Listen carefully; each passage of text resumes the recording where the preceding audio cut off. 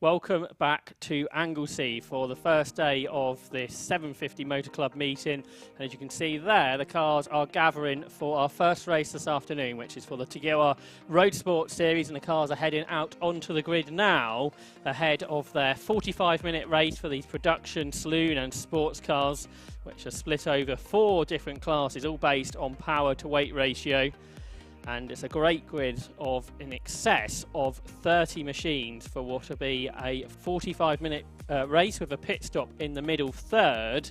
And there are various cars with additional penalties for either success or for the type of car they are in. And we'll bring that to you as the race goes on. But in a moment, I think we'll have a look at the grid for this first race of the afternoon, which is forming in front of us for their green flag lap behind the pace car, and then it'll be a rolling start once the race gets underway. With there on pole position, you can see the Volkswagen Golf GTI, the developed car by Area Motorsport, being started by team boss Rob Baker, and that car finished second last time out at Croft. A race which was won by the car that's directly behind them on the grid, which is Mark Grice and Will Beach's Seat, to be started by Mark Grice. And that car will have the largest success penalty for winning that race of 15 seconds, 10 seconds to the Baker Swift car. And then 5 seconds for Luke Handley, who will start in 4th. That was the top 3 in Class A at Cross Circuit. But let's have a look at the grid then for the second race of the series. So on pole position is car number 1, so that's Rob Baker's Volkswagen Golf. He shares with Cole Swift. Alongside is the Ginetta G20, which will be started by Alec Livesley, and Adam Bessel will take over. On the second row of the grid, the Seat Cupra of Mark Grice, who shares with Will Beach, and alongside is Luke Handley, the first solo driver in his Volkswagen Golf.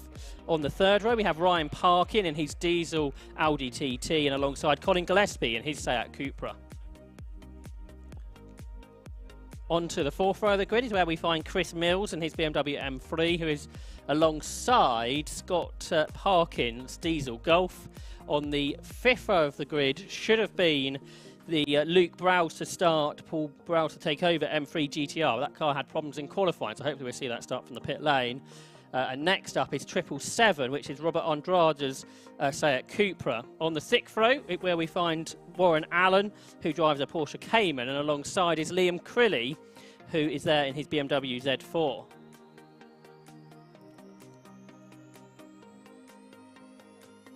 On to row 7, we find the Ginetta G40, which will be started by Chris Webster.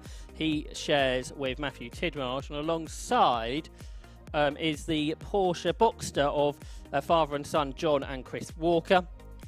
On to the 8th row, where we find James Birch in his Vauxhall Corsa alongside Alvaro Crago's Porsche 968 Club Sport, who he shares with Daniel Crago. And then on to the 9th row of the grid should have been Rob Phillips. I think he's there in his Honda Civic alongside Jamie McHugh, who starts the Porsche 944. He shares with Tom McHugh. Onto the 10th row is Sammy Bowler in her Mini Cooper S, and she's alongside David Lawrence to start the Honda Civic he shared with Mike Sanford.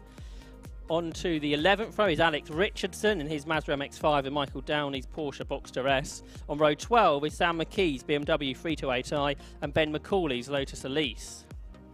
John Peerless is there on the 13th row in his Honda Civic alongside George Whitehouse's Mini Cooper. Nick Varley is up next in the Caterham 7 and Rory Melia's Mini Cooper. Mark Enot's Renault Clio is alongside Mike Rayner's Lotus Elise. On to the 16th row is where we find John Maddock-Jones in his BMW 330 alongside Morgan Cleesby's Toyota MR2. We won't be seeing Daniel Irving's Mazda MX-5, but going from the pit lane after being excluded from qualifying is Josh Lawton, his Honda Civic. He had a failed ride height test in qualifying, and Will Stacey was missing from qualifying. He'll be starting also from the pit lane in his Lotus Elise. So 2 quick cars to go there from the pits. Josh Lawton, who was at the sharp end at Croft, he finished 5th. And Will Stacey, who will start behind him, he was the Club Enduro winner at Croft last time out. So 2 quick cars from the back.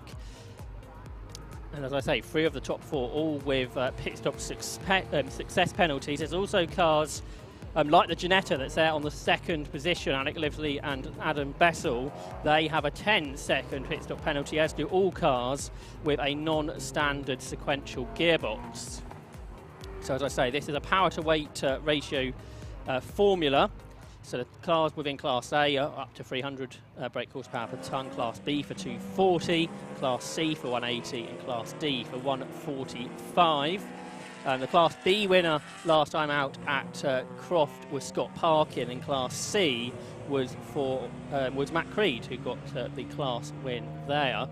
And we have got some Class D entries this weekend, which we didn't last time out. So we're shortly going to get the 45-minute race underway. As you can see the cars there starting to form up in 2x2 fashion. We've got some very different types of car there on the front row of the grid, with the Golf GTI of Rob Baker, and then Alec Livesey's Ginetta G20 with the Zetec engine, a much, much lighter car.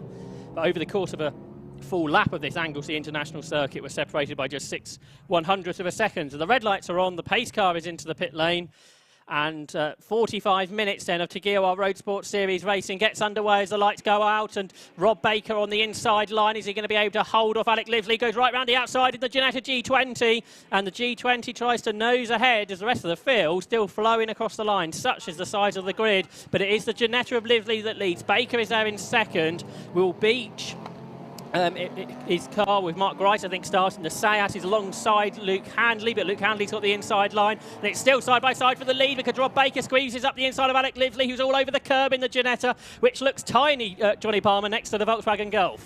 Yeah, the roofline of a Golf, much higher, isn't it? You wouldn't necessarily have thought that compared to SUVs and other things on the road, but when you're up against a purebred racing car in the Ginetta G20, very different driving perspectives, you have to think, and 2 massively large lurching touring cars now next in the sequence. Luke Handley, who's got the jump on Mark Grice's Seat Cupra, the Dayglow yellow and grey colours, all cars of different shapes and sizes working their way through Peel, and you can certainly tell from the quick wiggle there of the Ginetta G40 of Chris Webster, tyre temperature still very much inching its way to within the operating window. But great fight for the first few corners of this opening lap. Now, though, Rob Baker's starting to establish a lead early on in this 3/4 of an hour race. Alec Livesey's lost a couple of positions there in his G20, which he shares with Adam Bessel, who was so quick in the Club Enduro race last time out at Croft.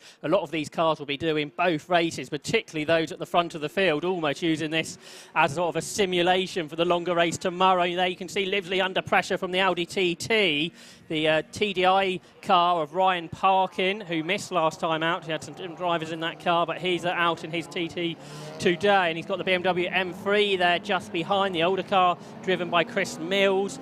You've got a diesel Golf there just behind. That's the second of the dark side cars. That is for Ryan's twin brother, Scott Parkin, who's out in that one. The Audi, they're all over the curb coming out of Church Corner, but a very good first lap of this race for Rob Baker, who's pulled a 2-second gap over his teammate Luke Handley in these Area Motorsport developed Volkswagen Golfs. And then the Sayat factory-built Cupra is there in 3rd position, driven by Mark Grice to start this one. And here's that battle for 2nd place, Johnny, between the Golf and the Sayat. Yeah, so Golf under pressure, and possibly from 2 Sayats. There's the other one with the tartan nose, and that is Colin Gillespie, number 151. So this developing nicely for 3rd, 4th and 5th places. It's 2 abreast further back with the Ginetta that started, remember, dicing for the race lead, briefly held the race lead with Livesey at the wheel. Now under pressure from Ryan Parkin's Audi TT to the outside line at the hairpin. That line is not going to work. In fact,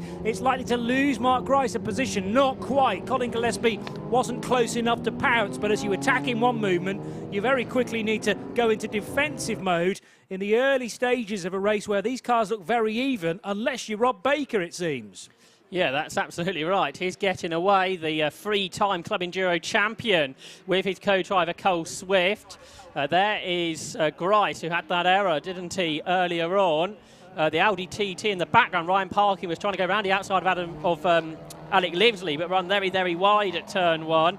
Will Stacey, by the way, from the pit lane, was up to 23rd at the end of the first lap of this 32-car grid.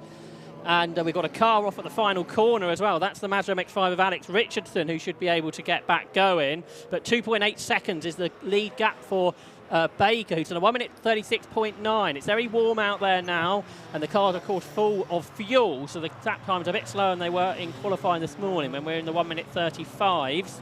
But there's that battle of a second, third and fourth between Handley, Grice and Gillespie, with Luke Handley then in second place. He was the Class B champion in Club Enduro last year. He's upgraded his car to this Class A specification car, so more power, bigger turbocharger basically on that car. But here's the battle for fifth, and it's still Alec Livesley just ahead of Ryan Parkin in the diesel Audi there that tries to come down the inside. That's the Dark Side Developments prepared car, who are diesel engine specialists, so hence why they've got that engine in the Audi TT. But he's still there in sixth. And again, Johnny, after the mistake a lap ago, Mark Grice putting the pressure back on for second place. Yeah, he's found his rhythm again, hasn't he, after outbraking himself into the banking 2.1 miles ago and managing to shake just briefly Colin Gillespie as a distraction. Totally together though between the Audi and the Ginetta again into bus stop, and Alec Livesley a little choice but to run out wide, and that will give Parkin the opportunity, the slingshot out of bus stop into turn 1 for the TT to slot ahead and I think just about get the position. Meanwhile, the Golf versus the Seat still very much in the reckoning. Yeah, Mark Grice was all over the back of Luke Handley as they went into the banking, couldn't get through. Now they're through Church Corner. So you've got the Area Motorsport Golf ahead of the Capture Motorsport Seat. They're pretty evenly paced as they accelerate uphill towards the Rocket Corner. Is the Seat going to be able to challenge? Not at this stage. So the difference we've got here is the sort of privately prepared Golf from a road car to a racing car by Area Motorsport, and then the fully factory-built Seat behind of Will Beach. It's great to have that variety, isn't it, in a series like this, Johnny?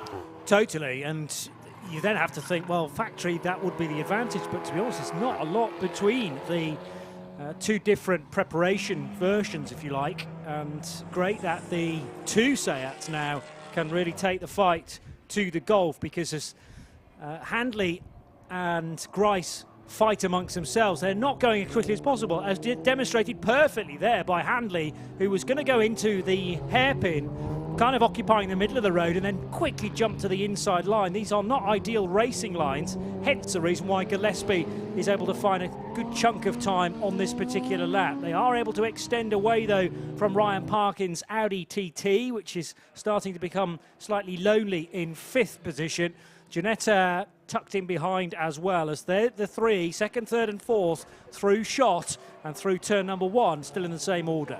Behind all this, Will Stacey in the Lotus Elise that comes across the line now has set the fastest lap of the race, a 1 minute 35.3. He's about 2 seconds quicker than the race leaders, is Will Stacey in that Rob Boston Racing run Lotus Elise that's out up into 11th position that started from the pit lane. So car number 49, which was a late entry into this race. Will only got here at lunchtime. There he is. He had to do his laps to qualify for this race out of session, but he is absolutely flying in the Lotus there, Johnny. It's the battle for second place, carries on as well. Yeah, that was Grice trying to nibble up the inside into Rocket to get ahead of Luke Handley. Wasn't going to work there, and the more that Grice attacks, the more that Colin Gillespie thinks, well, you go one side, I'll go the other, and potentially take both of you at the same time. Colin Gillespie needing to be a little bit cautious, though. There are two names on that car, but he's doing the solo drive this weekend. Yes. There is a longer race to come tomorrow, though, where that may change, but there's only one name alongside the 151 Seat, at least in my programme. Yeah, he'll be joined by ex-British GT driver Phil Dryborough tomorrow. Cool, okay. But Colin Gillespie goes solo in the car he owns during the shorter race, the Road Sports Series. Now, for second place has Mark Grice got alongside Luke Handley here to take second position into the final corner. He brakes late and slices up the inside. All these front-wheel drive cars at the front. front. Does he slide a little bit too wide? Not too bad. So he's up into second place now, is Mark Grice. But he knows he needs to get on with it because he was the winner at Croft. He's got the biggest success penalty of all in this front group. He's now 7 seconds behind the race leader, though, Rob Baker, who's really made the most, Johnny, of having that good start and getting away from the pack. Yeah, indeed. And it's often where you can make hay early on in these races that can pay dividends much further down the line. 45 minutes will be easily the longest race we've had all day, but there's a 2-hour race to come tomorrow as the Lotus still making great ground in the hands of Will Stacey, the Elite S2 running in, well, probably better than 10th now, up to at least 9th, Josh. And he's going 3 seconds quicker than the race leaders now, despite being in traffic. He hasn't got the straight line speed, as you can see here, against Warren Allen's Porsche Cayman, but it's so much lighter is this Lotus Elite. It's very well developed as well, and he just drives, well, perhaps a bit wide, but clean round the outside of Warren Allen there does Will Stacey, the former Lotus Elite trophy champion, a Mazda MX-5 racer who's been racing this car that continues to be developed over the last couple of years. He doesn't need to turn up until lunchtime, Johnny, and he might well have a chance of winning this race. Yeah, it's an interesting approach to a weekend. I'm not sure necessarily that it's all down to, you know, confidence as such. There were underlying circumstances which meant that he wasn't able to take part in qualifying. There's always an argument, I suppose, ahead of a long race, how much does qualifying actually matter? But I do think still it pays to be out of trouble at the start of a race, particularly how busy things got for the first couple of laps. The car he's catching now is the Class B leader, Scott Parkin, and Scott was the class winner last time out at Croft as well. So that's another car with a quite a large success penalty. Class C, by the way, is being led by the Porsche 944 of the McHughes, with Jamie McHugh starting that one. So we'll try and keep an eye on the class battles as well as the Class A cars up front, which sees Rob Baker with a 7.3-second lead after 6 laps. Will Stacey wanted to get up the inside of Scott Parkin's VW Golf into turn 1, but then had to get out of the throttle to avoid contact. And how about this for a fight now between Colin Gillespie in the second of the Seat Cupras and Ryan Parkin in his TT. So the TT, quite a slippery machine compared to the more boxy shape of the Seat Cupra. Scottish sole tyre on the B pillar for Colin Gillespie, and for tomorrow Phil Drybrough. So this is going to be a busy car, and needing to change pilots partway through tomorrow's event, due for a start just after 2:30 in the afternoon. Ryan Parkin's Audi TT has looked very racy from the off, in fact, and could yet be staring at a top 4 finish. Mark Grice is able to head away from Luke Handley on this run down Tom Price straight. The little Ginetta's not giving up, though, in fairness. Alec Livesley going to be handing that car over later on in the piece to Adam Bessel, and it is still there in 6th position. For Will Stacey, he's caught the car in 7th place now. Chris Mills is able to take that tighter line, but hasn't got the straight line speed. And that's what makes this really interesting. The Club Enduro race we had at Croft last month, it was a great 6-car battle for about half an hour of the race. Nose to tail change in positions. It's a simple way to do balanced performance, this power to weight ratio, but it's really effective with the various different cars you can see towards the front of the field. But Will Stacey is sort of belying that, really, with the pace he has got in that car. You'd think being a lighter car as well, Johnny, it should look after its tyres a bit better than especially the front-wheel drive cars up front. Agreed, and he's very decisive when his overtakes as well. I mean, clearly he's in a quicker car than 8th place would show, and he's now got up to 7th because wasted no time at all approaching Christopher Mills' BMW E36 and was able to pick off that touring car into 7th place on the exit of turn 1, Josh. This is about a 3rd within Class C between Sam McKee in his BMW and Ben McCauley in his Lotus Elise. Ben, who's a paramedic from West Sussex, chasing after Sam McKee, who drives his BMW to all of the events he races at, and he's still there just ahead of McCauley, and that is battle for 3rd within Class C. It's still, though, Jamie McHugh, who leads the class with David Lawrence in his Honda Civic in 2nd. This is the battle for 3rd place through the banking, with the BMW ahead of the Lotus Elite. So whether it's the top class or some of the lower powered classes, you still get this great variety between different types of car that can battle away. And we're only 2 minutes away now from the pit window opening, so quickly the first 3rd of the race has gone.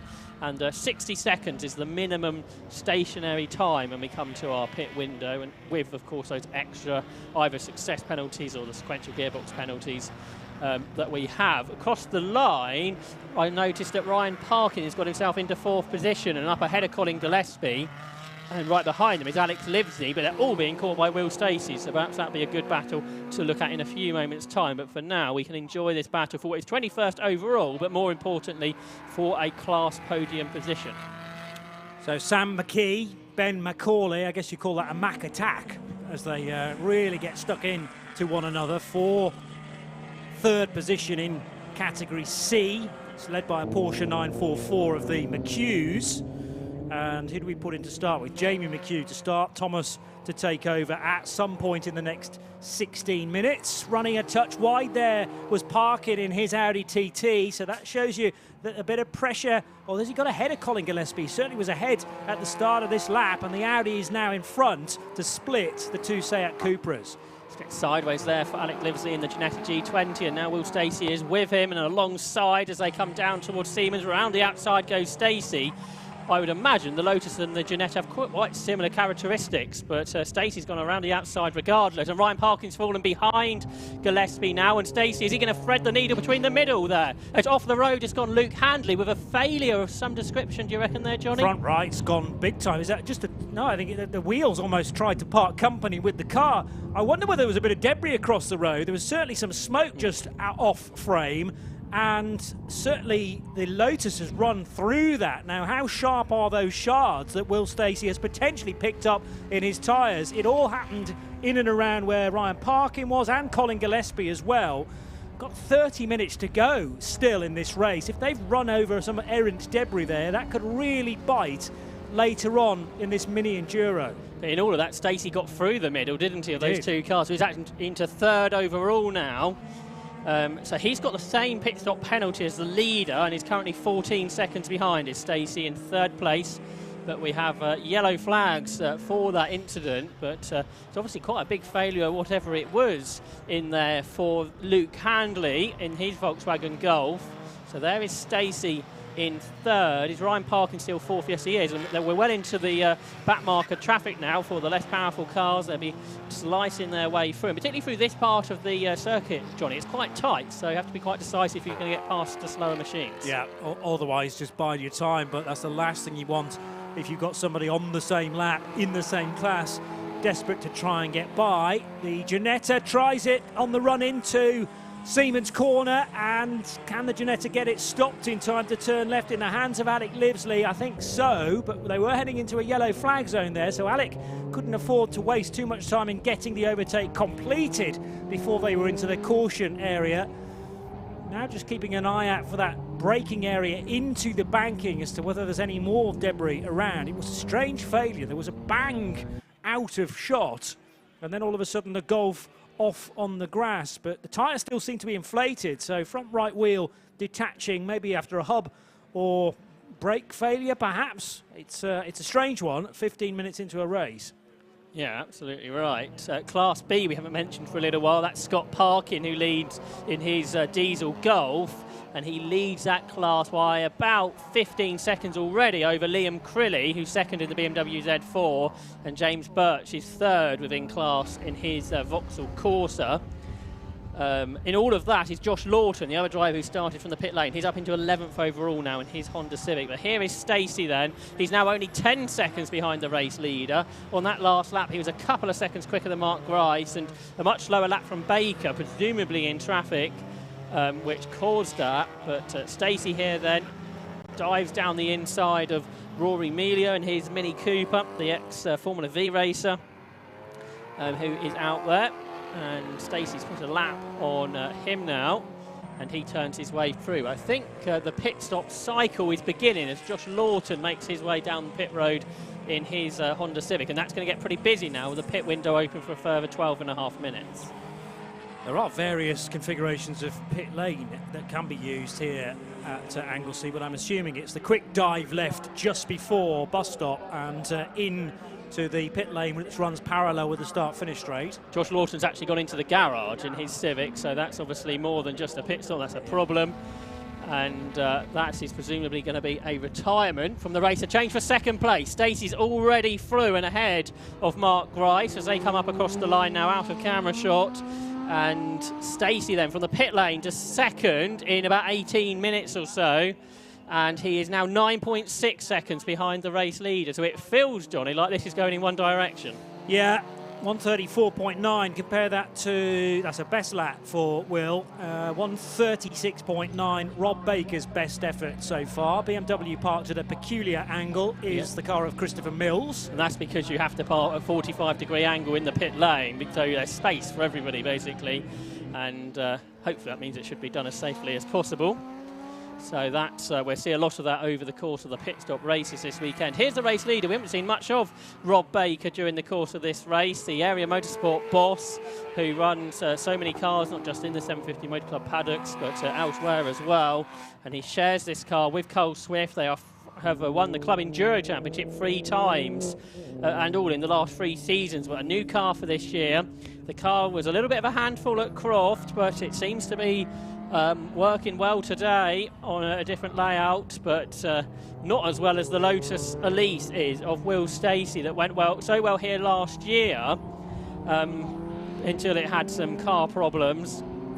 But Stacey there in second position, chasing down the leader, who stays out for another lap. So Rob Baker puts another lap in the books, as we have other pit stoppers such as the Walker family Porsche Boxster.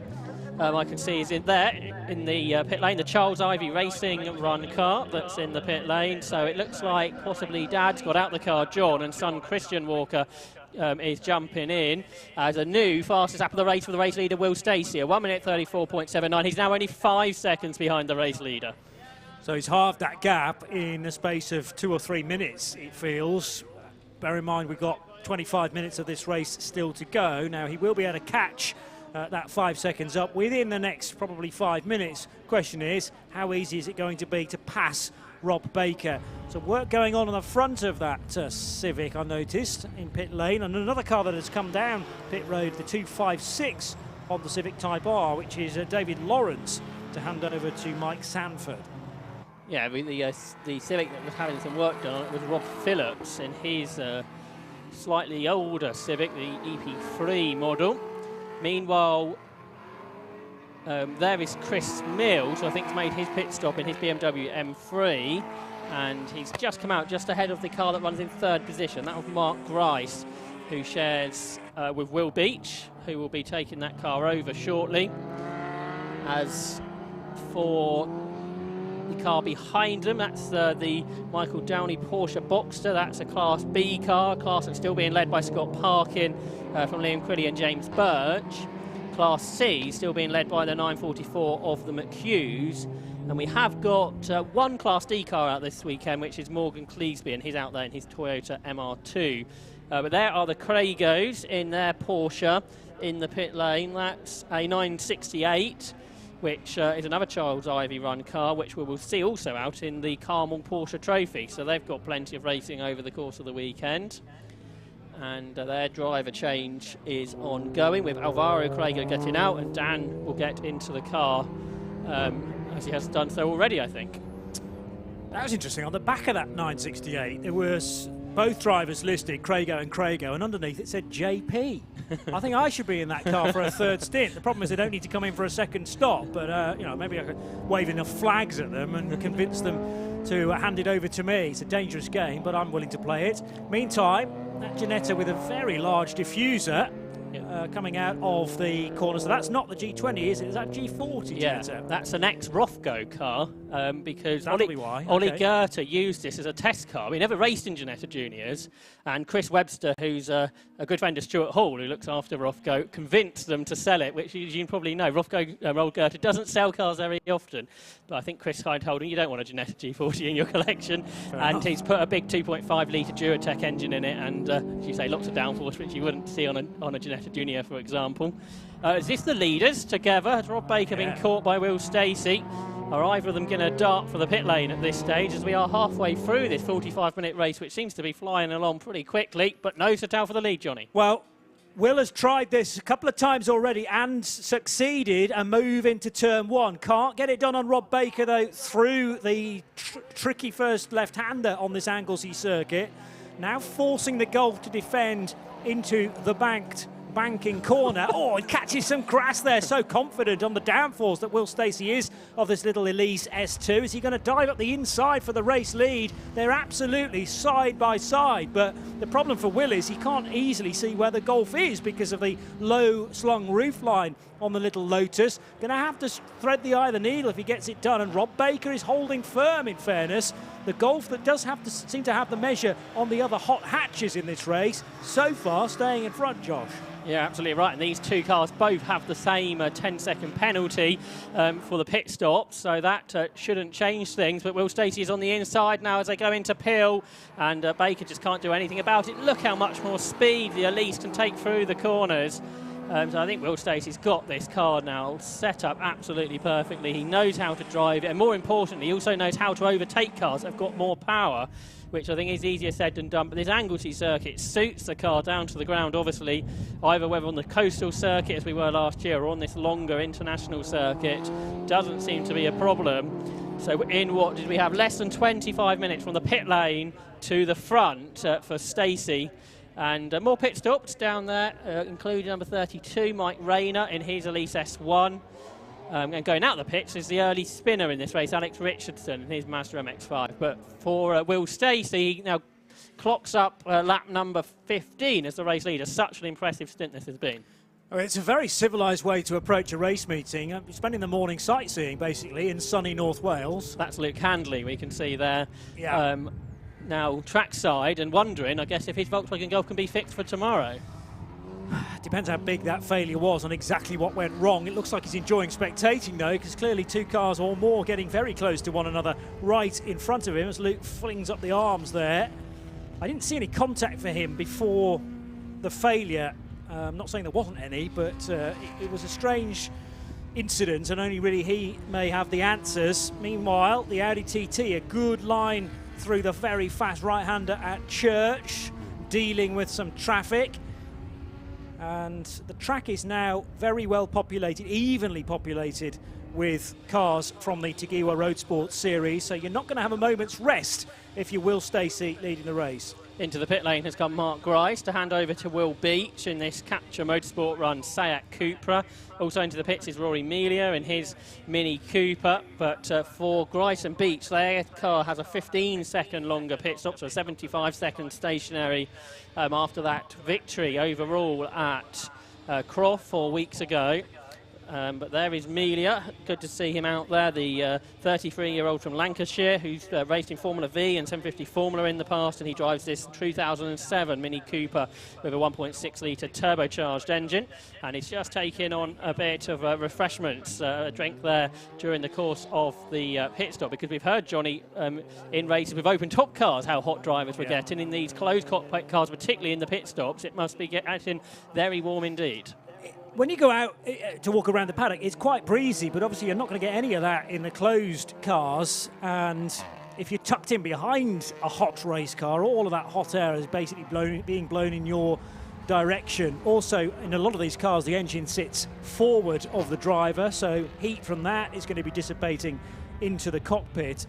Sure, not particularly pleasant driving conditions. Whoa, well sideways there for the Honda Civic that earlier came into the pits. That's Mike Sanford, I reckon now, who took charge of the 256 Civic Type R from David Lawrence during their stop. We're now only 3 minutes, just less than, away from the pit window closing. You only have to be in the pit lane, though, when 15 minutes remain in the race. I think that's right. You can do your pit stop outside of the time as long as you're in before the cut-off point. There's, I think, now Adam Bessel at the wheel of the Ginetta G20. Alec Livesey has brought that one in. Bessel has rejoined. I think they may have lost a little bit of time during the course of the pit stops. Once everyone has concluded their pit stop and we've got them back round, we'll have a better idea of the running order. But that driver change has happened, and we've got quite a few still to go in the next lap or so. There's that Honda Civic that we saw in the pit lane, perhaps a touch of damage for Rob Phillips.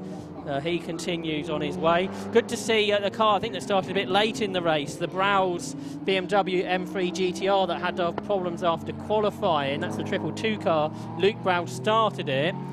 Paul Browse may well be at the wheel now, but yeah, that car's only done 3 laps actually, so into the race a bit late, but a good test session run now for that car before tomorrow's Club Enduro race. Yeah, that was slightly confusing me when the BMW, the white one, came in at a 45-degree angle, and that was the point where the Treble 2 started its race. Right, we're very nearly at the end of the pit window. Let's get an update from the pits with Andy McEwen.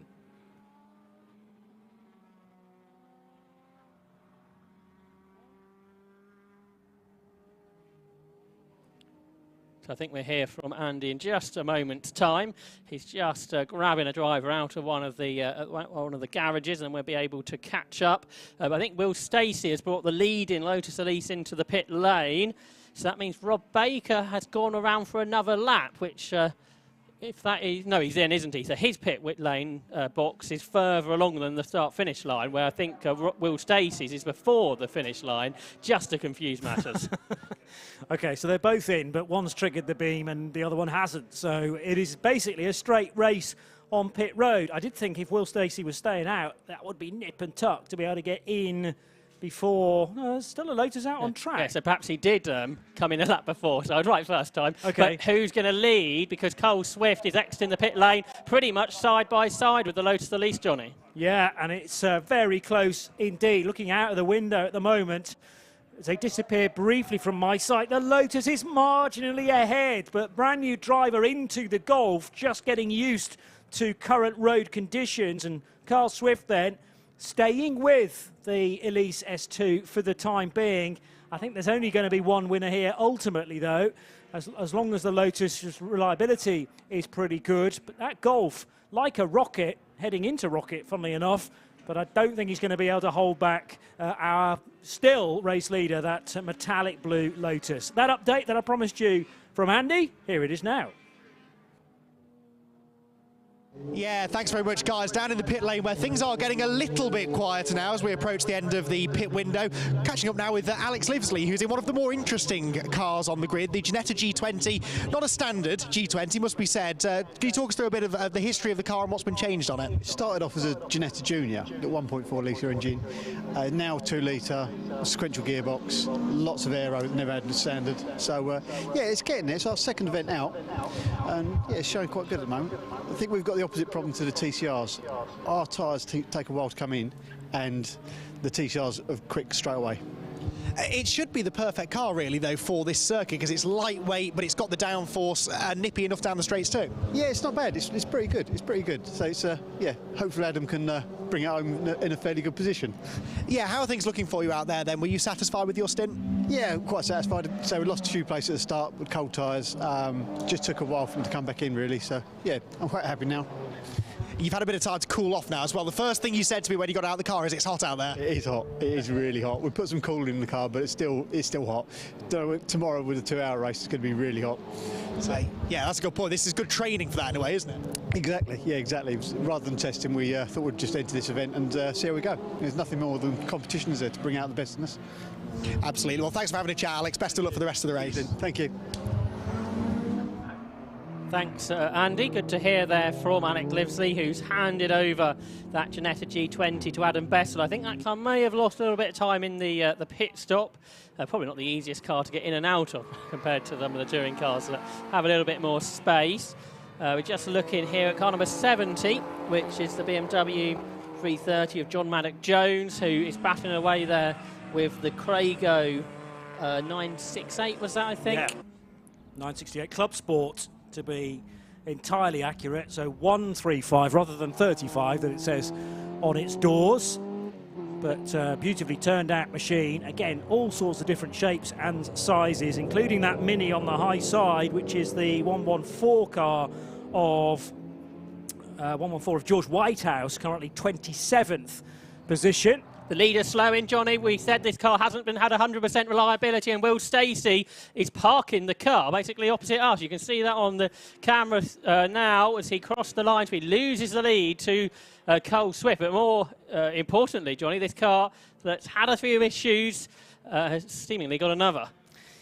I did mention that word reliability and sort of bit my tongue as soon as I'd said it, because that may well be a perfect example of commentator's curse. We knew the difficulties that prevented Will Stacey from taking part in qualifying this morning, and a great spot from you, Josh, to see it crawling out of the bus stop corner, the final left-hander on this circuit. And unfortunately, well, I suppose the benefit of stopping there is very short walk back to the paddock, but it is all change at the sharp end. Safety car lights are on standby at this stage, because the problem is Will Stacey can't jump over the pit wall, because it's absolutely a huge pit wall, isn't it? Yeah, so safety car boards are already being shown. So I'm afraid what had been a pretty good 35 minutes or so of racing to begin things. Now we are going to get a safety car right towards the end. The order was seeing Cole Swift leading by about 12 seconds, and that's going to disappear. Ryan Parkin's Audi TT is going to end up in second position. Will Beach is there in third in his Cupra. A similar car of Colin Gillespie is fourth. Chris Mills has made his way up into what will be fifth position in the BMW M3. Then the Class B leader is there in sixth position, Scott Parkin in his TDI Golf. Warren Allen is there in seventh. Eighth is Robert Andrade. Ninth is the Class B second place car of Liam Crilly. Then third within Class B and 10th overall will be James Birch. Within Class C, it's now Ben McCauley in his Lotus Elite. Remember, we were talking about him about fourth position in that first part of the race, but he's taken the lead in Class C and got himself up ahead of early leader, the McHugh Porsche 944, now at the wheel of Tom. And then in third position within Class C is Sam McKee in his BMW 330. But this safety car period will tighten up some of those battles potentially. But what it also is going to mean is there's going to be very little of the race to go once this safety car period is concluded. There's going to be a temptation here to maybe take on an overtake that you wouldn't have even considered at the start of the race when the cars were as close as this. But when you know there's going to be less than 10 minutes to go when we do restart, what will be in Ryan Parkin's mind, perhaps? What will be in Colin Gillespie's mind? Because he's had a quick car all race long. There are also going to be bits of traffic kind of in the wrong places, and to my knowledge there won't be any sort of reordering or wave bars or anything like that, so it's not going to bunch up the cars that are on the lead lap. They will just be left where they are. So at least if you are Carl Swift, you've got cars immediately behind you, not on your lap. Yeah, quite a lot actually, isn't there, between he and Ryan Parkin. But for Ryan Parkin, he has the Seat of Mark Rees and Will Beach now, isn't it, immediately behind him. One car you may have noticed I didn't mention in the top 10 was that Ginetta G20. Adam Bethel has dropped all the way down to 15th position, so that really was a much longer pit stop that Alec Livesley didn't really make reference to in that interview, did he? That perhaps took longer than potentially what it should have done, but that car is well out of contention. But there is the race leader. On the road at Croft, that car won Road Sports, the Cole Swift and Rob Baker Golf, but was penalised for exceeding track limits. That's hopefully not going to be a problem for them today. And for Cole Swift, they lead the way then. With just under 9 minutes to go on the clock, the rescue team are heading towards Will Stacey. And hopefully it won't take too long to get that car onto the back of the flatbed. But for Will Stacey, his concern here will be what the problem with the car is and whether that can be fixed for tomorrow's Club Enduro race, because he was the winner at Croft 4 weeks ago. And that is a problem that needs to be sorted. Interestingly, he didn't come into the pit lane. So was that problem immediate as he turned into the last corner, didn't have time to get into the pit lane, and he stopped it very quickly. So I wonder, because tomorrow is the main day for him, whether he thought, OK, let's turn the car off, make sure we don't do any more damage. I didn't see any smoke or anything like that, which we have seen in the past in that car. But we shall see.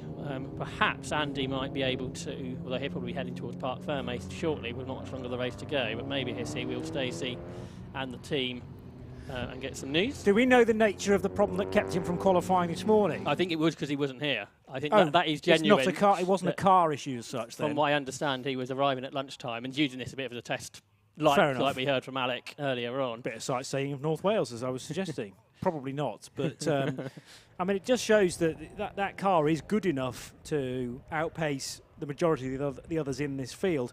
How long was the race that he won at Croft? That was 2 hours, but for the second half of the race, the temperature was on red and the car just didn't break down. Okay. Whereas on this race, I suspect if the temperature went onto that bit, he would just turn it off, like potentially what's happened here. Yes. But when the Club Enduro race, where he's trying to win it, he just carries on and hopes it doesn't blow up. Yeah. Basically, I think they told me they were on their 4th engine of the season already, and this is only the 2nd meeting. So they've had, I think, a vast array of problems with that car. It's absolutely rapid. I think it's the quickest car, with no question, whatever track we're at nowadays. But it's whether it'll last the distance. It is a tad fragile by the sounds of things, and you can see right there, folks, how costly this motorsport lark can be at times when you're chewing through engines, 4 of them, and we're not even into June yet. I fancy William will know roughly what the issue is. Obviously, he was keeping an eye on the dials, the dash, for any indication of something that might be about to go wrong. But as you say, he decided to go straight by pit road, not turn left, and instead stay on the track. So maybe it did just suddenly hit, and he was already beyond the point of no return in terms of going onto another lap, and he was not even going to get to turn 1, let alone do another 2 and a bit miles. So it could be a long night for those associated with the former race-leading Lotus Elise S2.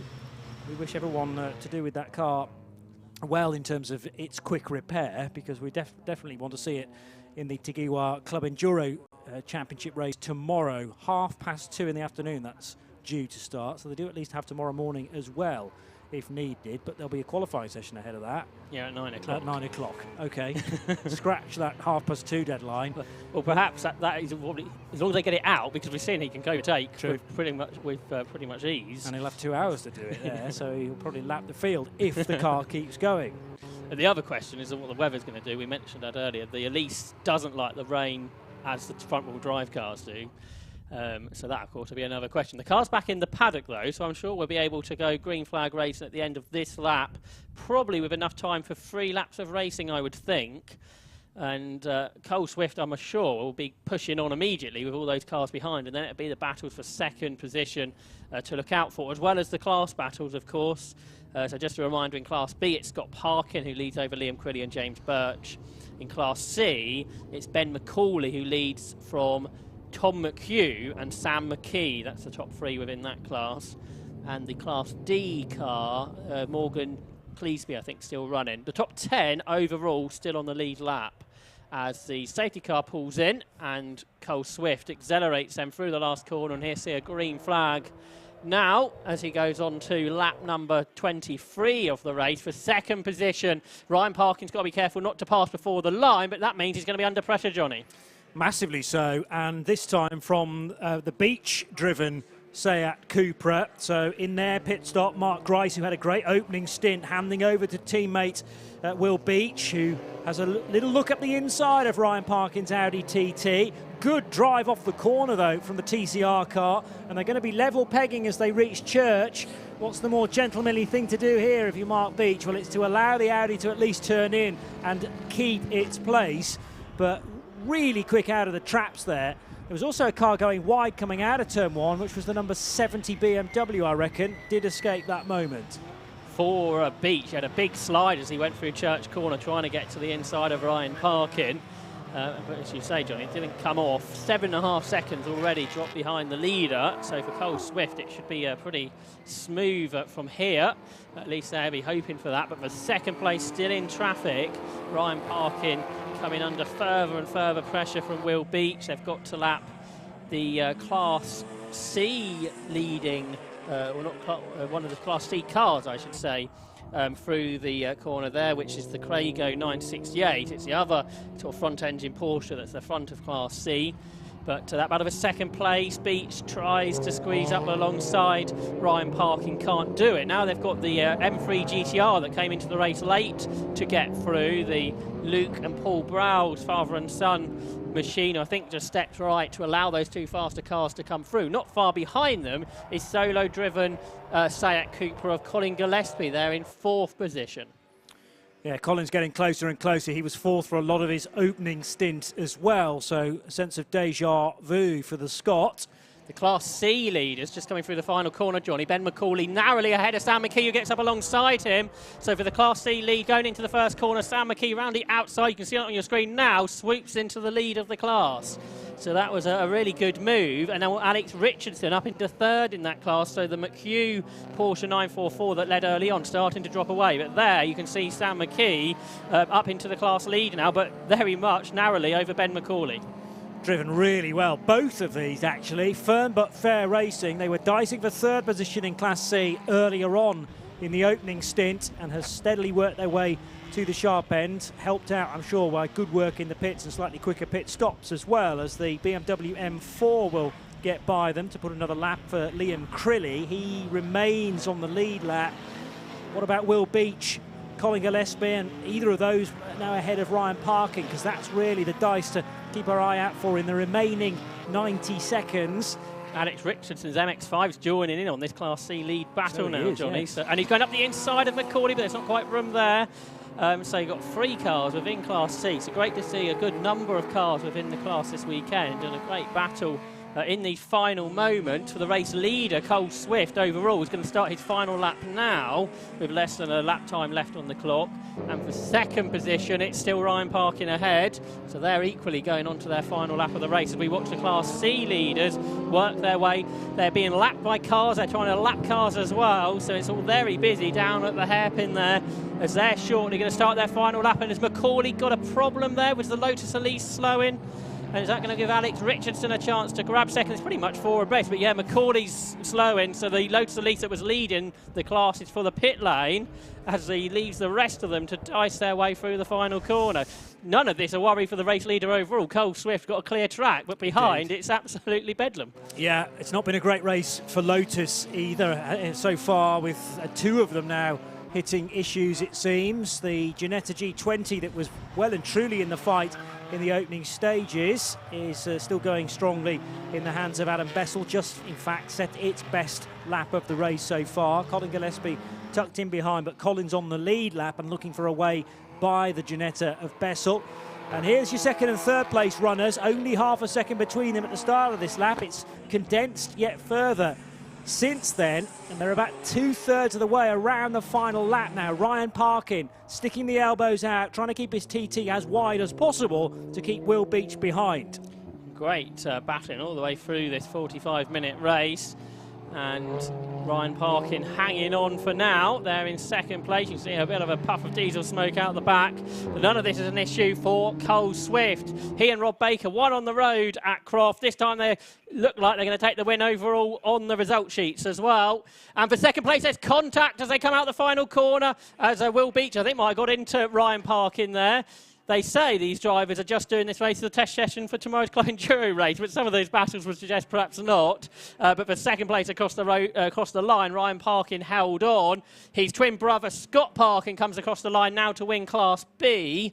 And what about for Class C? Because we saw those battles going on. Can Sam McKee hang on as he makes his way now down into the final corner with Alex Richardson right behind, and then the Honda Civic getting back involved in that right at the end was Mike Sanford. So 1st, 2nd and 3rd in Class C, separated by very little more than a second there. So great racing within that category, but for Rob Baker and Cole Swift, that's the perfect start to the weekend. They may have not set the fastest lap of the race, but the Gulf just continued on, and it shows that Area Motorsport with that car have got a reliable car. I guess there'd be that question mark over the teammate car of Luke Handley that had its failure earlier in the race, so they'll be wanting to make sure they understand what the problem was there before tomorrow. But otherwise, a very good race for Rob Baker and Cole Swift. So the whole field now, I think, have taken the checkered flag.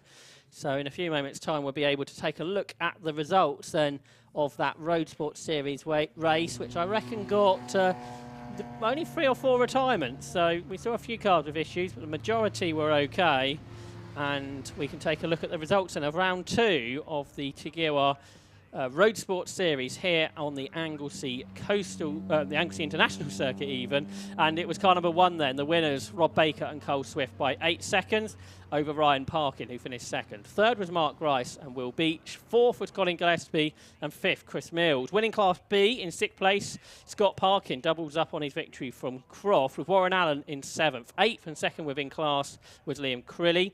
In 9th position was Robert Andrade, and completing the top 10 and 3rd within Class B, the Vauxhall Corsa, James Birch. In 11th position after a slower pit stop was Alex Livesey and Adam Bessel. In 12th was Matthew Tidmarsh and Chris Webster. 3rd was father and son John and Chris Walker. Christian Walker, and then 14th was Sammy Bowler. In 15th, winning Class C, was Sam McKee, ahead of Alex Richardson, a gap of just 0.4 of a second at the flag, with David Lawrence and Mike Sanford in 17th and 3rd in class. 18th was Rory Melia, 19th for Michael Downey, and Nick Varley completed the top 20. The McHughes dropped back in the second half. They finished 21st, ahead of Ben McCauley, who managed to take the flag after those issues. George Whitehouse, Mark Enoch, John Maddock-Jones, the Craigos, and Morgan Cleesby completed the top 27, and Morgan Cleesby got to the flag as the Class D winner. Then a few cars with problems were Rob Phillips, Mike Rayner, Will Stacey, Josh Lawton, and Luke Handley, who was the first retirement of the race. So we've seen the Road Sports Series race now here at Croft at Anglesey. We'll see the Club Enduro race tomorrow for some of these competitors, but for Road Sports, their next round will be on the Brands Hatch Grand Prix circuit. So that's an exciting first for the series. So I'm not sure if it's full, it probably is, but if not, try and get your entry in if you haven't already. Then Snetterton, Brands Hatch India and Donington Park are the remaining races of the season as well. But for Andy McEwen, he's catching up with our class winners down in Parc Fermé. Well, fantastic Tigueroa Road Sports Series race here at Anglesey. 4 very happy class winners pulling in somewhere amongst the sea of cars behind me. Now, I did just see Carl Swift. He's over here. This is typically see drivers, they win a race and the first thing they want to do is chat to each other. Carl, hello again, long time no see. Right. Back to winning ways, I see. Yeah, unexpected that really. We've struggled with pace in testing yesterday and probably a heavy right foot, but I managed to dial that back in today and bring it home, and Rob had an amazing first stint and he put in a blistering lap in quali as well, so much better than expected. You must have popped out of the pit lane there in the lead thinking you've got this one made, and then that pesky safety car came out. Yeah, I did think that, but then saw there was 5 Class B and C cars between, so held the train right back and went early, so I got a bit of a jump before they could pass them on the start-finish line. Bit cruel, but racing's racing. Worked out well for you in the end, didn't it, I suppose? Difficult to keep the tyres alive there in this sort of heat? Yeah, this track is a monster for tyres, so they've got like 2-3 good laps in them, and then they're just driving around and chewing them. Sounds fun. Yeah. Well done, and pass my congratulations on to Rob as well. When you see him, Carl Swift and Rob Baker overall winners. Scott Parkin was here a second ago. There he is, Scott Parkin, our winner in Class B. Congratulations. You were right up there as well towards the very pointy end of the grid too. You must have felt really competitive there. Yeah, definitely. The only thing we've struggled with, but I think everybody else has, is just tyre temperatures. You could just feel the tyres going off. You know, you get one good lap, you'd have to do 5 laps to cool down. So, yeah, I think it was just a case of managing the pace, not trying to set qualifying laps every lap, which is what I like to do normally in the race. So yeah, I just wanted to make sure that these tyres lasted the full 45 minutes. I think it would have been touch and go if I'd have pushed too hard. So yeah, but I'd lost radio comms as well, so I've no idea if I'd won or anything, but I had a pretty good feeling that all the laps were coming together. So yeah, all happy. How does that work during the pit window then? Because obviously you were staying in the car, but you still had to come in and serve the mandatory stop. But the team, are they using pit boards to tell you when to come in? Yeah, so they held a pit board out. Obviously there's a pit board saying when the pit window's open, but the optimal time is to come in when there's a safety car, so you want to leave it as late as possible. The issue is the only time we know when the pit window's closed is when the pit window close board is open. So yeah, so the guys held out the board, I came in the next lap, and then the pit window closed a lap later, so I think it worked out pretty well really. And then the safety car came after the pit window, so yeah, nobody really gained an advantage under a safety car this time, which is good. Excellent. Well, congratulations, Scott. A victory in Class B. Now, Sam McKee is down here, the number 36 car. Sam, our victor in Class C. Sam, hi, how you look well and truly worn out after that, mate. It was work, I won't lie. No walk in the park. Last lap, in fact, really needed to seal it. It's fantastic. I haven't won a race in this car for 3 years. You know, I drive it to and from the circuit. Been racing it 7 years. Ticked over 212,000 miles on the way here. So to be able to go out and do the business like that is just, I'm so proud. I've just dried up from the cool down lap. I won't lie to you. I was crying in the helmet. I can't believe it. I love that, though. Fantastic. What a way to do it as well in such a nail-biting finish. I mean, at what point did you feel like it was going to happen? No nails left. Honestly, the last second. It wasn't until the last lap that I realised, hang on a moment, actually, he's far enough away that I've got half a chance here, because he was a second up the road in qualifying. But it's a long race, you know, you've got to bang it in lap after lap, and he fell off quite early. And I thought, OK, if I could keep it together, maybe there's a chance, but stunned. And what a place to do it, huh? I actually got to look at Snowdonia on the last lap. I allowed myself a quick glance to think, oh, stunning. Over the moon. Fantastic. Well done, Sam McKee. A very excited victory in Class C. I don't know where Morgan Cleesby, our Class D winner, has gone in the Toyota MR2, trying to look towards the back end of the grid. I did hear on the Marshall's radio there were one or two cars that might not have made it back. I think he is down here, actually, if we've got time to just have a quick wander down then, because the Class D cars, they don't necessarily get the headlines being right at the front of the field, but they had an entertaining battle in their own right, and it was Morgan who came out on top. And thank you very much to James Winstanley for hunting down our Class D winner then. Morgan, congratulations. Race victory, that's all well and good, but I tell you what, I bet this is a fun car to drive around Anglesey on a sunny day. It is absolutely marvellous. The handling is so neutral, and you can just play with what it's doing, just with your inputs and things, and got some nice bits of drifts going on in the fast corners. I was getting a bit of tail out up the hill there, and I got the idea that a few people that were spectating there were quite enjoying that. Yeah, absolutely amazing. This is my first race. Oh, wow. And I've won the class. Wow. There was no one else in the class, but don't tell anyone. That's not relevant. You had fun and you come away with a trophy and a garland. Morgan, congratulations. Glad we had time to come down and find Morgan Cleesby then. So there you go. Tequila Road Sports are all done and dusted. Just to our right, we've got the cars lining up for our next race though, and it's always an exciting race when the Mighty Minis are in town.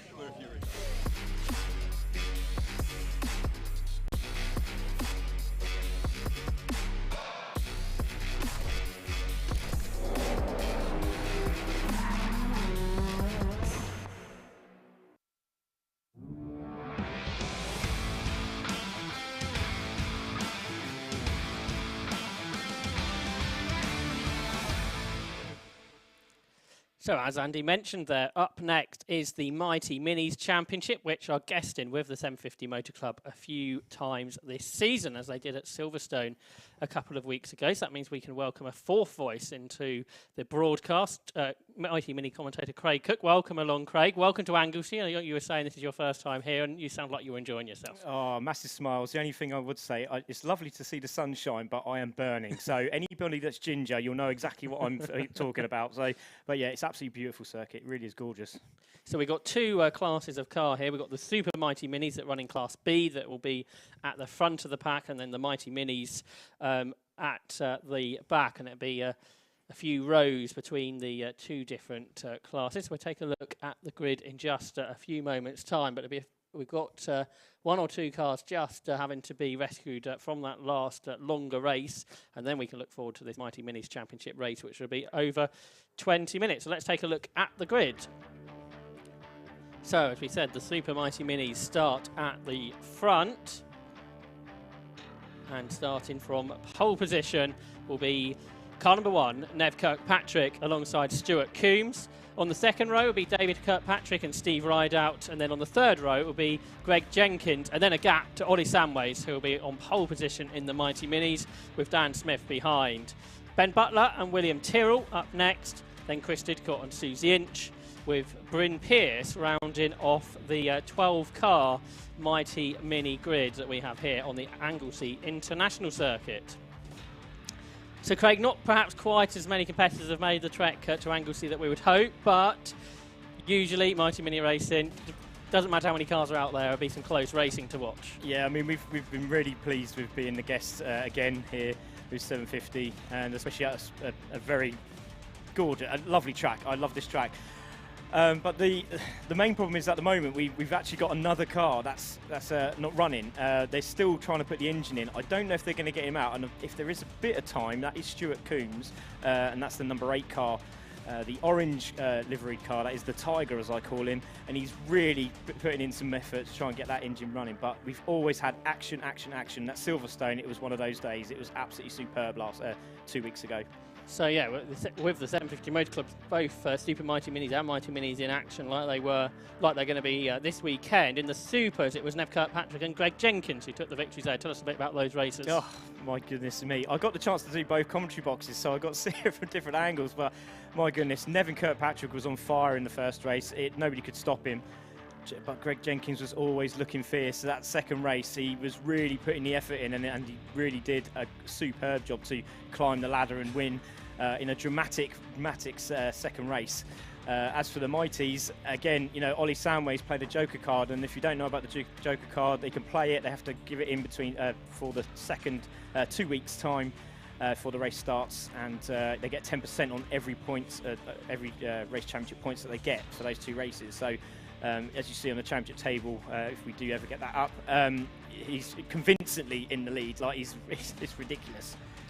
But obviously other drivers would play the Joker later in the season. And unfortunately some of them, they haven't done so. So I'm very surprised that some of those drivers that are mid-packers are here today haven't had an opportunity or tried to do that Joker card today. So, you know, we had some crackers last week at Silverstone 2 weeks ago, should I say, with Chris Didcock getting his first podium, and he's here this week, so he could get another one, so that would be amazing for him.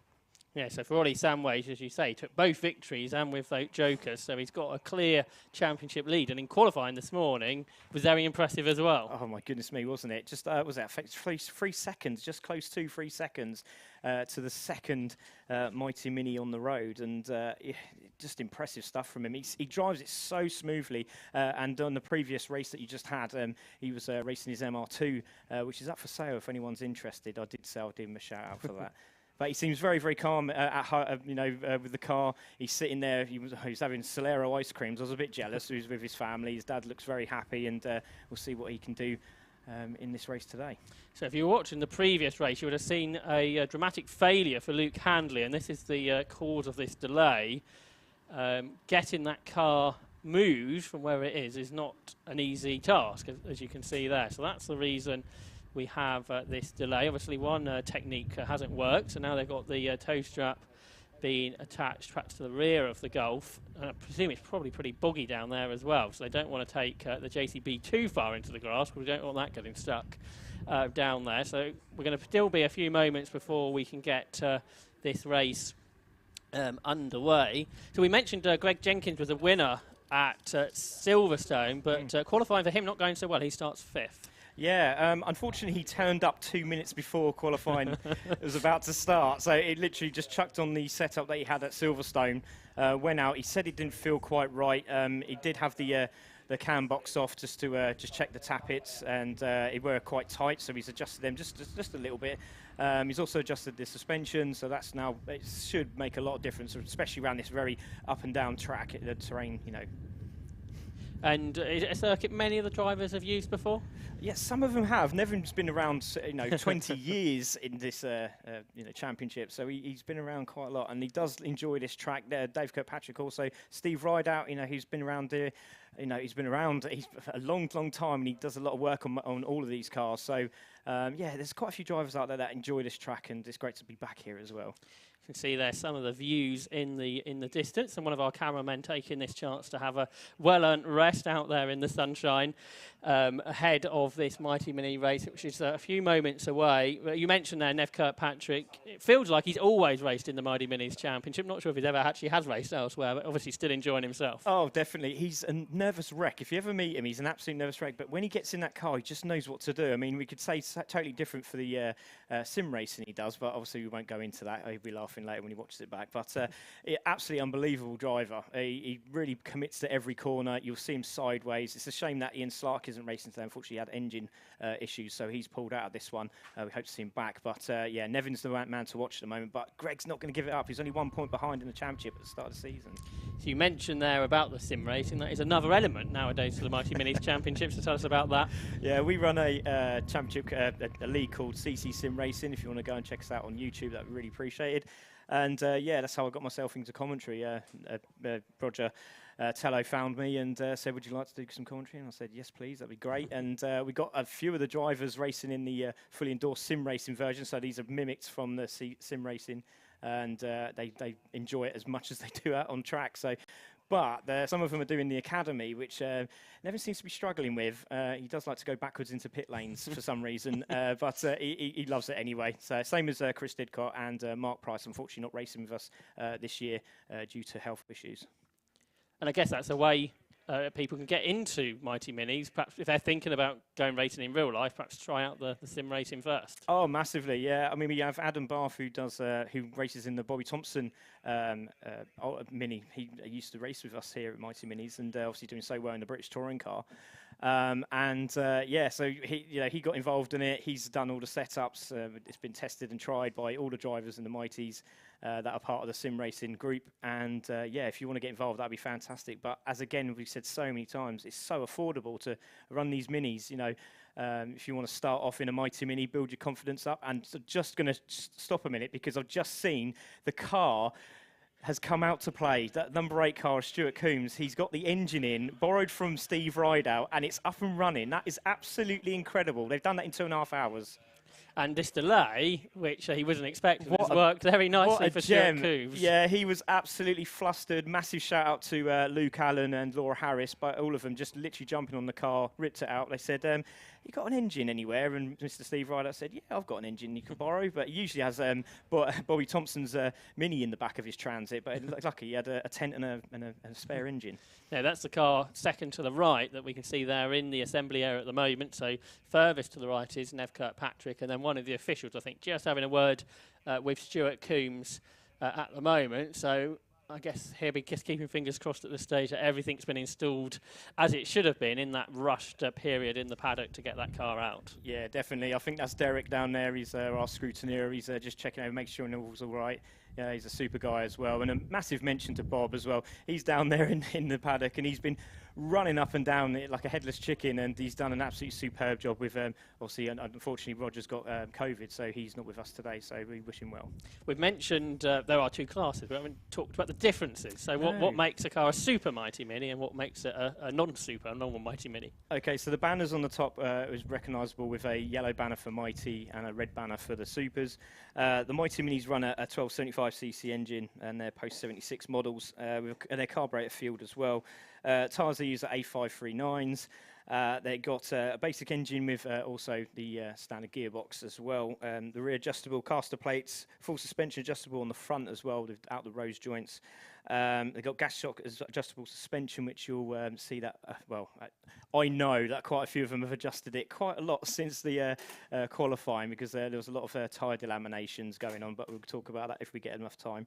They also got the polycarbonated rear windows, and they're running about 70 brake horsepower, max speed about 90 to 95, and they have no limiters this year, so they're running about 6,500 RPM in the little Mighty Minis, whereas the Super Mighty Minis they're running 100 brake horsepower with about 110, 115 mile an hour. So you'll see the tow coming into play today. And they want a 1293 engine with Omega pistons. They've also got a new camshaft being fitted as well. So again, no rev limiter, 7,500 RPM. They're absolutely screaming down the straights, and I hope you get to hear it because it's absolutely stunning. And yeah, they're using an SM1104 camshaft with new rockers as well. They used to use the 1.5 to 1 rocker, but now they're using a 1.3 to 1 rocker. So performance levels are a lot better, and it should be a lot more reliable as well. So yeah, gearbox as well. They're straight cut gears with fixed ratios with the lay gears and the cluster gears, the diff gears as well, all straight.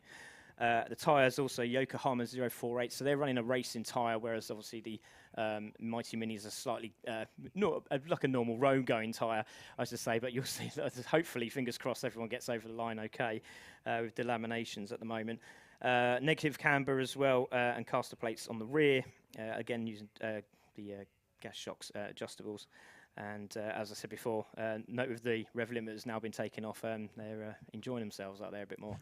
So you mentioned the tyres there. Drivers, I think, have been talking about tyres all day in the other categories as well. It's a warm day with the sun beating down on the circuit, so I guess the track temperature pretty high, and it's a bit of a problem as well in the Mighty Mini paddock. Yeah, because usually in a Mighty Mini, around approximately around 28, 30 psi.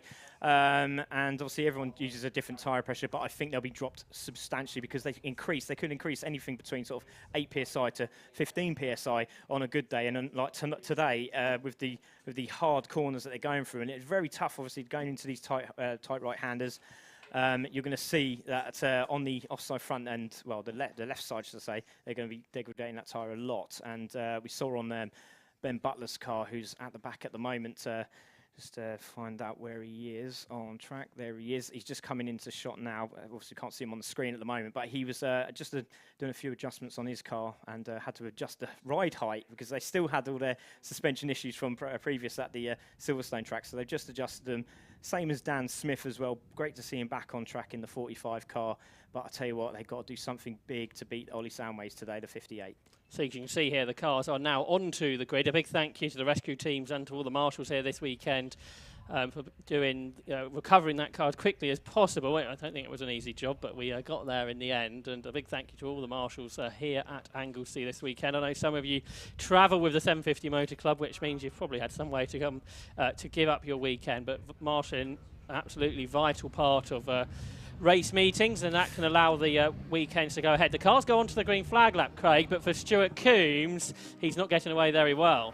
Yeah, he sort of just hopped, skipped and jumped, didn't he, there? And he's managed to pull away, which is great. I'm thinking everyone's going to let him through. Yes, they are. So, yeah, very, very fortunate. We'll see what happens at the start of this grid, because fingers crossed all goes well. But Stuart Coombs, great to see him on track. But really looking forward to this. I know there's not many cars out on track, but they're always close. So let's see what happens in this first turn.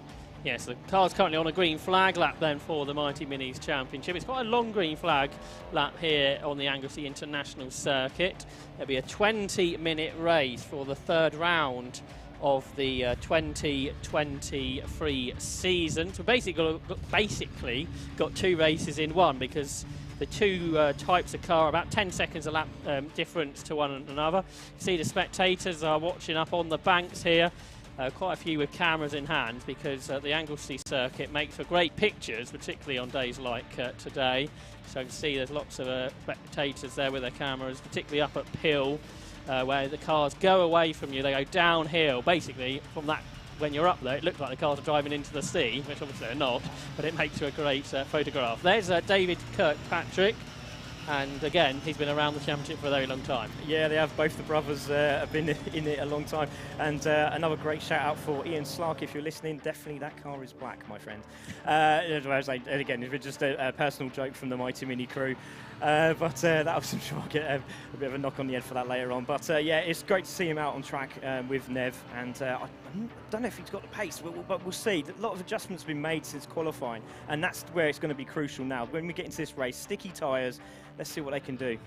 See more spectators. I think that's up at the bank in at the second corner. A good place you can park your car up on the bank and watch the racing from there. Good to see, I think, a few families as well doing that.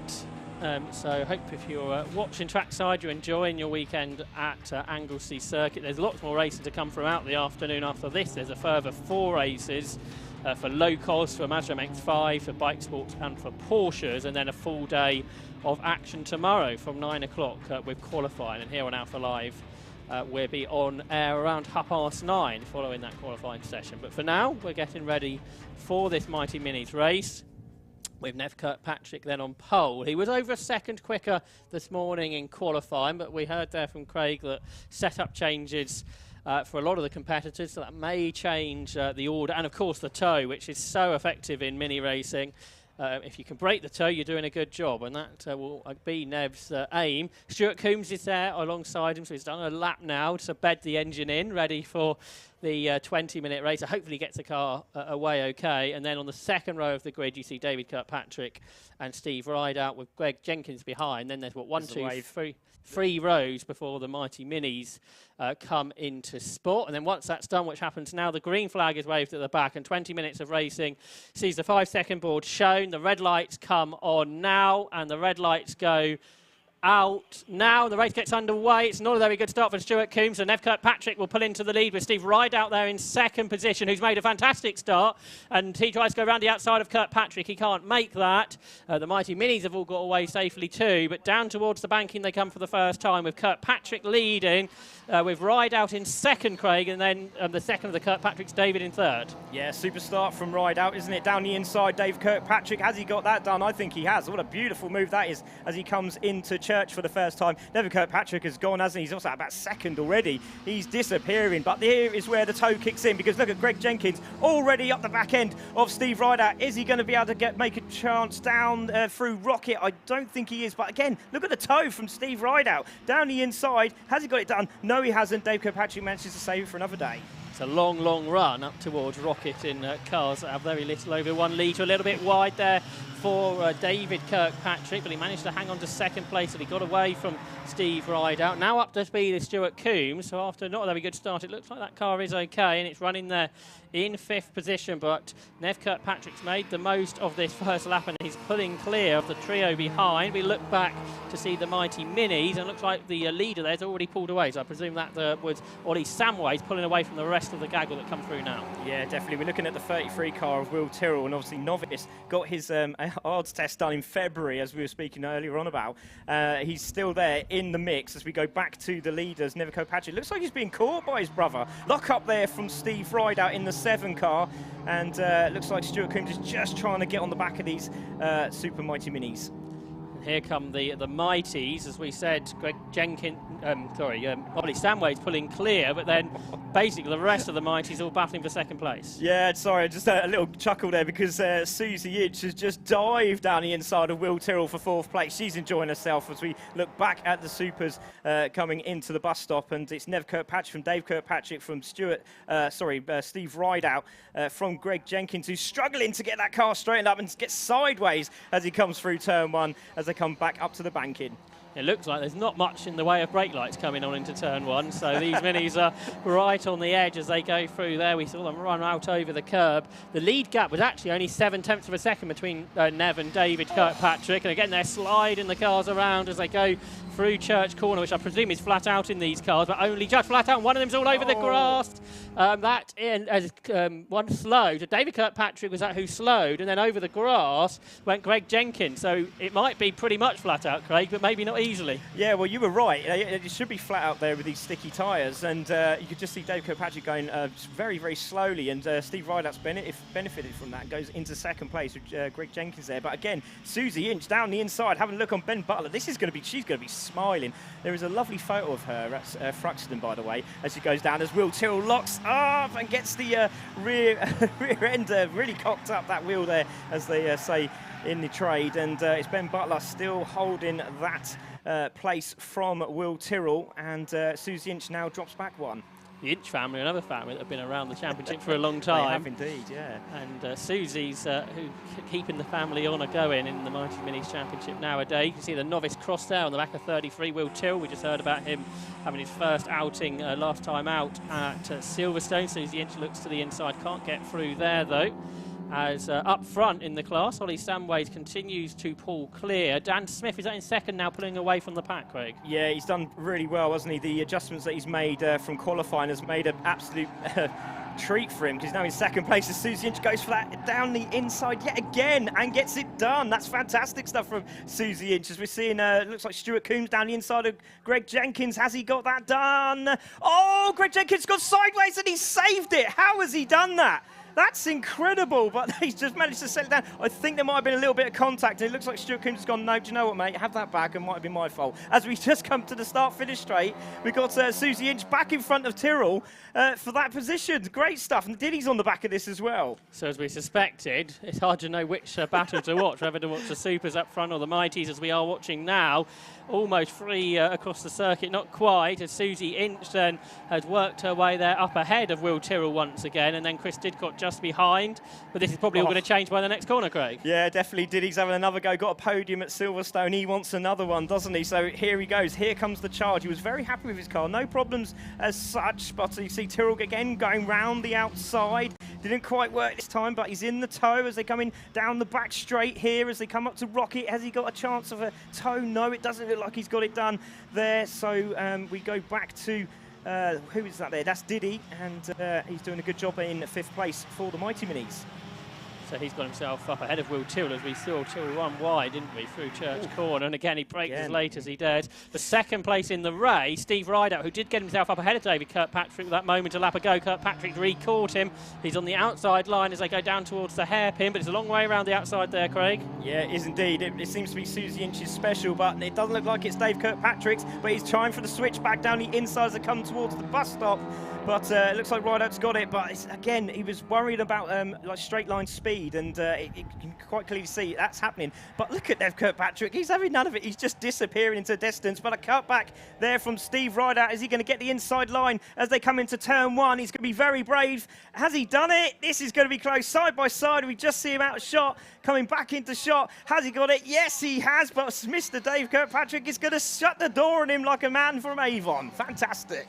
So the inside line for David Kirkpatrick then, so he's eventually got through. That move started about 4 corners ago, but it's not actually over yet because Steve Rideout on the inside line as they go up towards Church Corner. We said how quick this corner is in these cars, and Rideout on the inside line retakes second place, but then runs out wide, which loses him momentum. So all the way up the hill, David Kirkpatrick should have the advantage. He's got the tow, and is he going to be able to get alongside by the time they get up there towards Rocket, the left-hander? They're still climbing the hill, and now their break. Steve Rideout's managed somehow to hang on there. Yeah, he was very brave, wasn't he? He stayed to the inside line. He did not want Dave to get that inside line. He managed to hold it. He got in front of him, stayed there. But again, Dave just looks very, very, he's very gritty. He's like his brother. Once he gets into the zone, he's hard to overtake, and he will be challenging again, as you see, down the inside, having another look. But again, Rideout just keeping that car out wide, giving him a bit of space. And still these two side by side. This is a brilliant little battle going on here for that second place, but still Steve Rideout holds it. They're about 5 seconds behind Nev Kirkpatrick, who's just pulled away. We're on the 4th lap of the race. He's done the fastest lap as well, a 1 minute 52.7. But guess what? It's side by side for second place, as it has been most of the lap. This time to the outside goes David Kirkpatrick. He brakes desperately late, tries to carry the momentum on the wide line. That doesn't work, but he might have the exit, therefore, as he carries more speed on the run back up the straight towards the bus stop. He'll have the left-hand side of the circuit, which is the inside line for the final corner, and can he retake that position then as they appear in shot? It is Kirkpatrick ahead, but running out wide up over the curbs. Yeah, he went wide again, didn't he? And he doesn't seem to like the bus stop at the moment. But going back to the Mighty Minis, Ollie Samway is absolutely gone, isn't he? And he'll be really enjoying that. I'm sure it's got something to do with that Solero you had earlier. But Dan Smith in second. Ben Butler now under pressure. And Susie Inch has gone for the inside again. She's got that done, has she? Yes, she has. That's fantastic. Susie Inch, take a bow. Your dad will be very pleased. And there we go. It's Brian in the he was just spun there, sorry to say. And he's using the rental car from Steve Rideout, and he said he was a bit off pace. He's had a few adjustments, and unfortunately he just spun there, but well done for him to keep on pushing. So the Mighty Minis continuing to be led by Ollie Samways. The gap there is over 5 seconds to Dan Smith. Then the battle for third position within that class is being headed by Ben Butler, with Susie Inch and Chris Didcott and William Tyrrell behind. And we had that spin, didn't we, for Bryn Pearce, who's managed to get him. Oh, he hasn't managed to get himself back going. So this could be a problem, because that car is stuck down the circuit up at the hairpin. The Supers aren't quite there yet, but they're not very far away, with David Kirkpatrick continuing to battle away with Steve Rideout. So they may be battling for second, but they're probably having more fun than the race leader, Nev Kirkpatrick. Yeah, I mean, I'm just thinking about, as we just see in the background there, Susie Inch having another challenge on Ben Butler, but flags are out, and you see that yellow flag with the car. That's a standstill with Bryn Pearce, but back with the battle for that third place. And again, Susie Inch, as we were saying earlier, she wants a podium. She's getting closer and closer. Ben must be thinking, how is this happening? How is this happening? There is yellow flags out and safety car as well there, Josh. Yeah, so the safety car boards have come out. The safety car's gone out, so yellow flags will start to go around the circuit. Not sure if the Mighty Mini leaders have seen these flags yet, so that battle continues until they do. And Susie Inch may well get that position before they get to the yellow flags, because you can race until you see a flag, which I think they may have done now, but potentially before that, hopefully for Susie's case, that there weren't any yellow flags when she took third position away from Ben Butler. But obviously with that car in the middle of the circuit, nothing else really could be done apart from bring out the safety car. So that means this will bunch the field back together, and the rescue teams up at the hairpin will go back into action. Seems to be a few moments happening up there over the course of the day. We had that golfer up there in the last race, and this time for Bryn Pearce. You said he had a few issues this morning as well there, Craig. Yeah, obviously new to the obviously the championship. Obviously renting the car from Steve Rideout, Octane Racing. Go and give him a shout out at Facebook, please. That'd be great. He basically does most of the setups on all the Mighty Minis and a couple of the Supers. So yeah, it's just a shame for him that he's just come out, done the qualifying, a few adjustments. It's just not quite panned out for him today. But again, always tomorrow. So I wonder if the car stalled when he had that spin, and then because it's hot, it struggles to restart. Starter motors common on these, and solenoid obviously went for Greg Jenkins, which hence why he was late this morning, and very similar issue with Stuart Coombs, but that ended up being the engine. So, but I'm going to mention, now that the cars are under safety car, we've got Neville Kirkpatrick, who's been absolutely flying away with it. Now, tyre degradation is going to be massive, because when he starts his fast lap again, when the green flag goes, they're going to be back up with him, and if he's been racing the way he has been racing, there's going to be not a lot of tyre left. Running in your race suit is never good fun. No, but no, that's, definitely not. I couldn't do that if I was Ginger. So, well, I am Ginger. What am I talking about? So for Bryn, he's managed to get himself to a place of safety. But yeah, the Nev Kirkpatrick was leading by 8 seconds before the safety car come out. So that lead will come to nothing over his brother, David Kirkpatrick. But over the course of the race, Nev, in qualifying, he was 1.2 seconds faster than anybody else. In the race, he's been 1.7 seconds faster than anybody else. He's just extended his speed differential to the rest of the pack. Yeah, he must have enjoyed seeing in the paddock. He was literally sitting on the trailer, just enjoying life while everyone was stripping bits and ripping bits off and adjusting stuff. So yeah, that car is well set up, and great shout to Neil Slark there and crew, but yeah, he's just unstoppable at the moment, isn't he? He's just absolutely flying around this track. I think you said second race of the weekend they have reverse grids, so tomorrow that will mix the pack up a little bit. Yeah, it's sort of like a BTCC idea. Pick the ping pong ball out, and you're praying that you're going to be at the front, but if you're not, then you're at the back. But yeah, it can mix up a lot of things. Obviously, Ollie Soundway started from the back of the grid in the final race at Silverstone, and he won it. So, and the same with Neville Kirkpatrick. If he knows he's starting at the back, it's not going to stop him from going through the field like a knife through butter. So we'll see what he does tomorrow. So it looks like the Mini's been recovered, and that means the safety car lights are out. So a great job there by everybody down at the hairpin. So a big thank you to you all. So the safety car is in, and with 7 minutes to go, the green flags will wave, and it's a pretty decent restart for Nev Kirkpatrick. He's got a few mini lengths over David Kirkpatrick as they turn into turn 1, with Steve Rideout there in third. Fourth is Stuart Coombs, and fifth is Greg Jenkins. Then the Mighty Minis come through with Ollie Samways leading the way from Dan Smith, Susie Inch, Ben Butler, Chris Didcott and William Tyrrell. But down at the banking are the leaders, Craig, and has David Kirkpatrick kept with his brother? He has indeed, hasn't he? And I was just wondering if Rideout and Dave Kirkpatrick there in the 10 car were going to help each other to climb onto his brother Nev Kirkpatrick in the 1 car, but I don't think he needs to, because he's in the tow and he's right behind his rear bumper, and he's going round the outside as they climb the hill to Rocket. Has he got this done? This is going to be a great move if he has, and Nev's not going to give it up. He's going to fight in his brother, and Dave will want to beat his brother because it's a very tough task, and he's gone off the track. They've both gone off the track. And where is Steve Rideout? Come on, Steve, where are you? There he is. Oh, that was, I didn't mean that, did I? But there's Steve Rideout. He's there in third place. place, and even though they both went off the track, they're still in first and second. It's unbelievable. Yeah, they had that tarmac runoff up there that just helped them out a little bit, but now Nev Kirkpatrick runs a little bit wide. It's side by side behind as well, so that safety car period has really brought the race alive in the supers. So there we see Stuart Coombs and Greg Jenkins going wheel to wheel there down into Siemens, but which of the Kirkpatricks is it out front? What's happening in the Mighty Minis as well? Is that Ollie Samway's going away? But here are the leaders overall. Yeah, here they come as they come into the hairpin now, and it is still Nev Kirkpatrick. It's brilliant to see him side by side there, and just a shame that Rideout couldn't have that opportunity to gain that first place. But as you can see, as they climb back down to the bus stop, it's still Nev Kirkpatrick from Dave Kirkpatrick with Rideout in third, and Stuart Coombs has got that position from Greg Jenkins. Desperately late on the brakes for the leader, Nev Kirkpatrick, and he just slid a little bit wide because of it, and he's therefore just unable to break the toe at this stage, so he's trying ever so hard to do so. It's the battle for fourth again goes wheel to wheel with Stuart Coombs just ahead of Greg Jenkins, but we're concentrating on the top three in the race in the supers as they head up towards the banking, but so they've sorted themselves out, and Stuart Coombs still there just ahead of Greg Jenkins within the battle there for fourth position. But Nev Kirkpatrick then, he leads. We saw how the toe can come into effect. Again, he's run wide as they come out of that corner. If we look back at the Mighty Mini battle, because Ben Butler's got himself up ahead of Susie Inch at the start of this lap to take third position. But for the lead of the race overall, it's side by side as they go up towards Rocket. This time it's David Kirkpatrick on the outside. Again, they both brake really late. Are they going to stay on the track this time? Just about. And Nev Kirkpatrick's held the lead, Craig.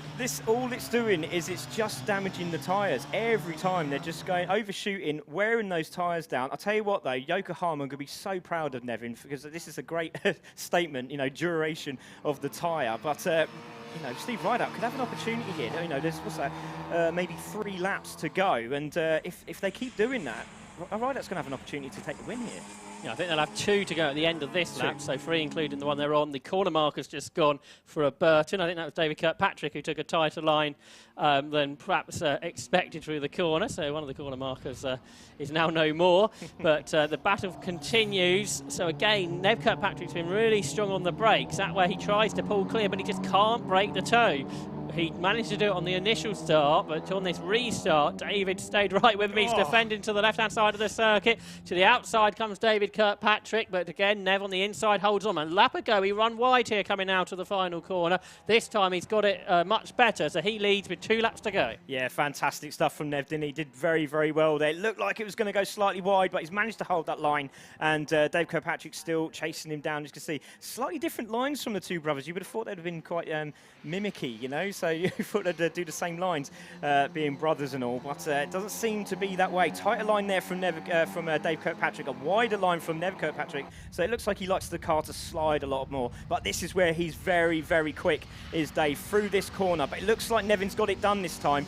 A little bit of a gap as they climb from Church up the hill to Rocket, and doesn't look like he's got that toe he wanted. Oh, has he? Because he is. He's closing, still closing. He's round the outside. Is he going to get this done? Hard on the brakes they go into the hairpin. Has he got it? No, not again. He's still gone wide. But again, Rideout is just sitting there waiting. It could be his opportunity any moment. So we've got a really good visible illustration there of the toe in the Mini, especially as they go uphill towards Rocket. That's where the momentum and therefore the slipstream are sitting in the slipstream of the cars in front. So the top 3 in the Super Mighty Minis head their way back down towards Siemens. Meanwhile, on the parallel side of the circuit, the battle for 3rd position in the Mighty Minis continues. It's still Ollie Samways ahead of Dan Smith. And then behind them, Ben Butler and Susie Inch and Chris Didcott and William Tyrrell all dicing, but we're concentrating on the Supers and the lead of the race, because again, David Kirkpatrick looks to the outside. There will be 1 lap to go at the end of this one. And Nev Kirkpatrick's yet to lose the lead, Craig, but he's ever so close to doing so on a few occasions. Yeah, it's going to be very bold now for Dave. Does he have an attack here? He is going for an attack into the bus stop, but I think if he's clever, we've said this so many times in the Minis, if you're second on the last lap, your potential to win is better. So let's see what he does. Is he going to go for a little chance as they go through turn 1? No, he doesn't. Is he going to go through the banking? I don't think so. I think it's going to be Church and up to Rocket. That's his opportunity. Whereas we see Susie Inch again trying to move on Ben Butler. She really wants a podium and she tries to get inside on a little clip of the rear light. And there's a wave from Ben Butler. I'm not too sure what that was. I don't know if that was a thank you or I don't know. I'm not too sure. But it's Ben Butler still holding that podium spot. But Susie Inch wants it. She's looking hungry. Yeah, so they'll be about to start their final lap of the race in a moment with Ben Butler leading that group of cars onto the final lap. Meanwhile, the leaders of the race are getting themselves up towards Rocket. So watching those cars so side by side. Here they are around the outside this time from David Kirkpatrick, who brakes really, really late. They're both up under free wheels as they tried to get the car turned in. But Nev Kirkpatrick, he just about had that one covered on the inside line. A different attack that time from David Kirkpatrick, the outside line. But they were using all the brakes that these minis have to full potential. So there's a couple more opportunities left, but perhaps Nev Kirkpatrick's just slightly got a bigger lead than he has since the restart. Yeah, definitely. We use this, my commentary term is he's used all the track and a little bit more. You'll hear that quite a lot in the next few years. But what a brilliant race between the two brothers. They'll be smiling when they come into the paddock in a few minutes, but unbelievable stuff. It still isn't over though, because he's gone wide again, has Nev, and again exit speed from Dave is brilliant. So has he got this done? He might have another opportunity. He might go brave and go around the outside, try and get the cut back through the bus stop. He does. He goes wide. He goes to the outside. Look at that defence from Nev Kirkpatrick on the inside. He goes later on the brakes. Is he going to do it? This is fantastic for the final corner, and it's going to be Nev Kirkpatrick, or is it? Because Dave Kirkpatrick has nearly done it. Oh my goodness me! It was a car length. That was it. It was a literal bumper between Nev Kirkpatrick and Dave Kirkpatrick on the final corner. Brilliant stuff. So 0.19 of a second. Nev Kirkpatrick takes the victory over his brother David. He ran a little bit wide, but not too wide. Steve Rideout took third. Greg Jenkins got the better of Stuart Coombs on the last lap to take fourth. The Mighty Minis are on their way home as well. Ollie Samways leads by about 5 seconds over Dan Smith. This is the battle for third within the Mighty Mini, which is far from over with Dan Smith there. With Ben Butler, I should say, just ahead of Susie Inch, as Ollie Samways wins for the third time this season. He crosses the line now, but we watch the battle for third to the end. It looks like Ben Butler's going to hang on. There's a big dive up the inside behind them as that Will Tyrrell gets himself back ahead of Chris Didcott as they come up across the line. And it's almost a photo finish between those two. But it was Ollie Samways then who won by 7 seconds in the Mighty Minis over Dan Smith, with Ben Butler third, Susie Inch, Will Tyrrell and Chris Didcott completed the runners in the 10-lap Mighty Mini Championship race. But a cracking battle after the safety car period. The first part of the race, it didn't look like much was happening in the sequence, and it all came alive, Craig. Yeah, exactly. That was fantastic. Just what it needed, didn't it? Just to get them back up and running. Again, just showing the degradation on the tyre from the Super Minis there. But there we go. Fantastic stuff from Nev Kirkpatrick. Brilliant, brilliant stuff. Well, let's see if we can take a look at the results then of the third round of the Mighty Mini Championship. And the victory went to number one, Nev Kirkpatrick, by just 0.19 of a second over his brother David. In third position was Steve Rideout, fourth to Greg Jenkins, and fifth to Stuart Coombs. Sixth, the Mighty Mini winner was Ollie Samways, ahead of Dan Smith and Ben Butler, with Susie Inch, Will Tyrrell and Chris Didcott completing the finishers. And we saw Bryn Pearce have that spin and retirement from the race. So we'll have more Mighty Mini action tomorrow, and we have the reverse grid to look forward to. There is Ollie Samways, who we haven't really seen much of because of his domination, but he'll be delighted with that one. Yeah, definitely. He actually smashed the obviously the steering wheel, and luckily these don't have airbags, so I think it would have gone off. But he was very, very happy with that performance. But well done to Dan as well. Managed to get that second place. Was slightly quicker than Ben Butler, and a massive shout out to Susie, and she'll be over the moon with that. That's going to bring her some confidence going into race 2 tomorrow. Yes, we look forward to that. Thanks for joining us, Craig. We look forward to having you back again tomorrow. The Mighty Minis are on towards the end of the morning, around 11:30, so another 20 minutes of racing to look forward to tomorrow. Yeah, indeed, and I'm going to try and find some shade while you enjoy yourself in the comms box, but it's been an absolute pleasure. Thank you, Anglesey, and incredible stuff from the Orange Army outside, because it is not easy out there. Well done. No, it's warm up here, but we've got the luxury of being inside, being out in the sunshine. Big thanks again to all of our volunteer marshals who are helping us run this meeting at Anglesey. So we will be moving on shortly to the Yokohama Low Cost Championship, which won't have a green flag lap. So for Andy McEwen here, be trying to grab a word with our winners within the Mighty Minis Championship once they make their way down to Parc Ferme. After the low cost, we will have the 5 Club Racing MX5 Cup, the 750 Motor Club Bike Sports Championship and the Calm All Porsche Trophy. So lots of racing still to look forward to today here at Anglesey, courtesy of the 750 Motor Club, and this coverage brought to you by Alpha Live.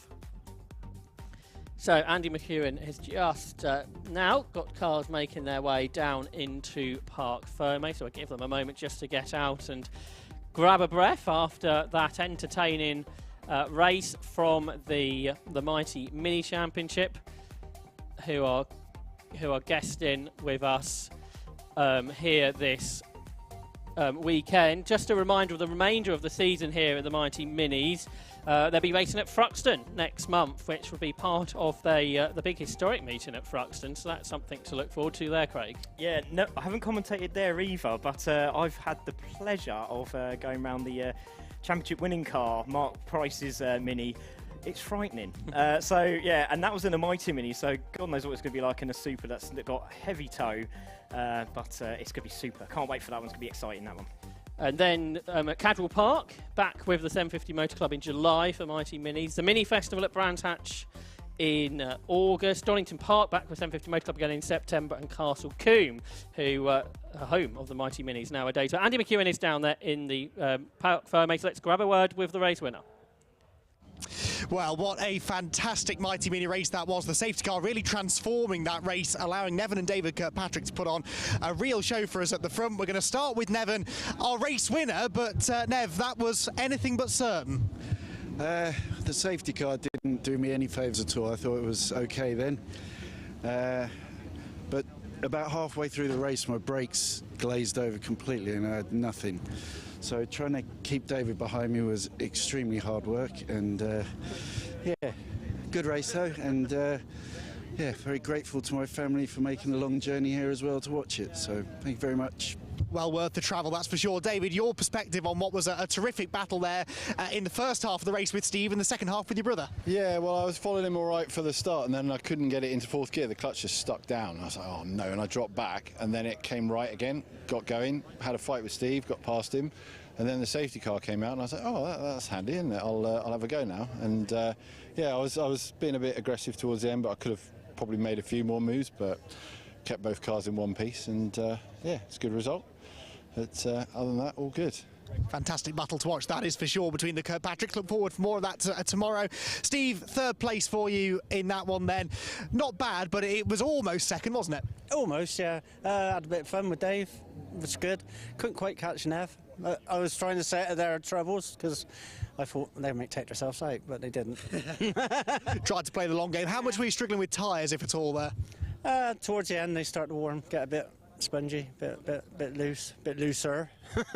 End up going across the curves a bit more, but yeah. But all in all, good race. Enjoyed that. Good to see you all. Well, with his monkeypox diagnosis. We're not going to repeat that. Right, our Mighty Mini winner was Ollie Samways, and I don't think he is here anymore. So we're going to head back up to the box then for our next race, the Yokohama Low Cost Championship.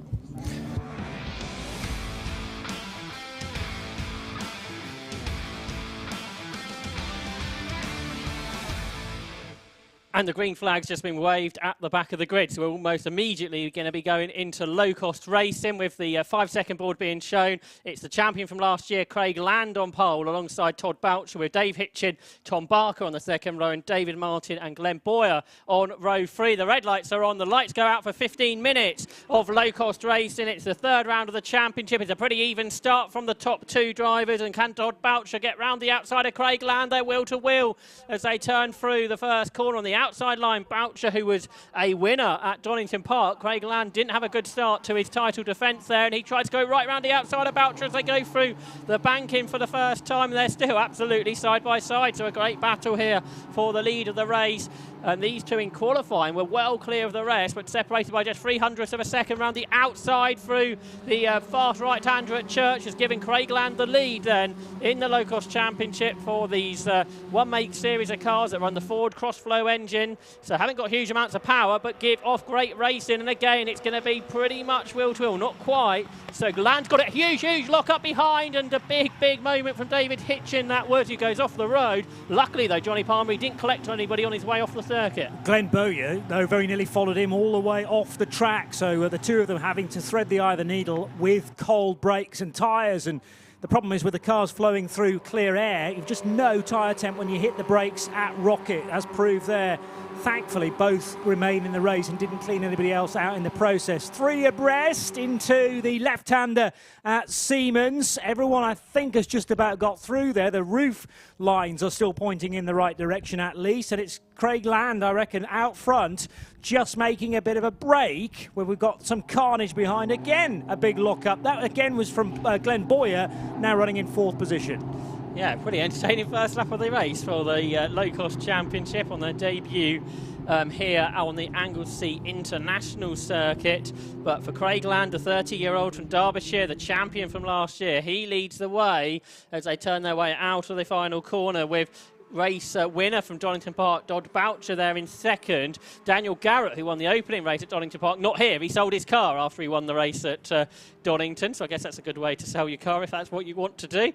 But for Todd Boucher, he is the championship leader who sits there in 2nd position. Here are the battles, which include number 79, Tom Parker, who is in there. He qualified 4th this morning, but is a little bit further down the order at this stage. He was in 6th position at the end of the first lap, and he is involved in this battle with David Hitchin, who had that moment at the start of the race at Rocket, so he's also dropped down. So that's brought Sean Brame up into 3rd. He only qualified 8th this morning. Glenn Bowyer was 4th. Paul Clark was 5th. It's probably all changed though since they went across the line.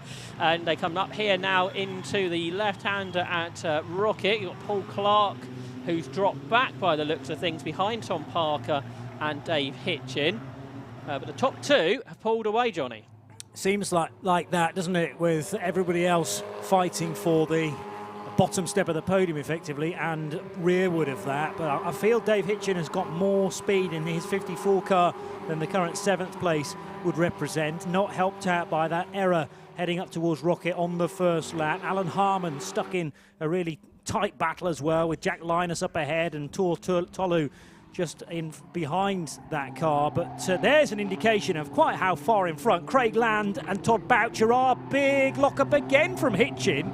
Not sure whether he tagged the car in front of him or just missed it, but Hitchin's having to be so careful in terms of where he's steering the car. Not an acceleration, but always under braking. And now Hitchin under massive pressure from Ian Hardy, who I think's jumped ahead of him in the all-blue 50 car, yes. And Glenn Bowyer has got himself up into 3rd position. I'm sure we haven't seen Glenn this high up in a low-cost race before, so he's having a really good run here as he turns his way into turn 1. He had a good time actually at Donington as well. He's 5th in the championship coming here to Anglesey. He's got himself though up ahead of Sean Brame, who's been around the championship for a long time, the retired IT manager from Suffolk. We've had a big spin out of the first corner there for 9, is that? Yes.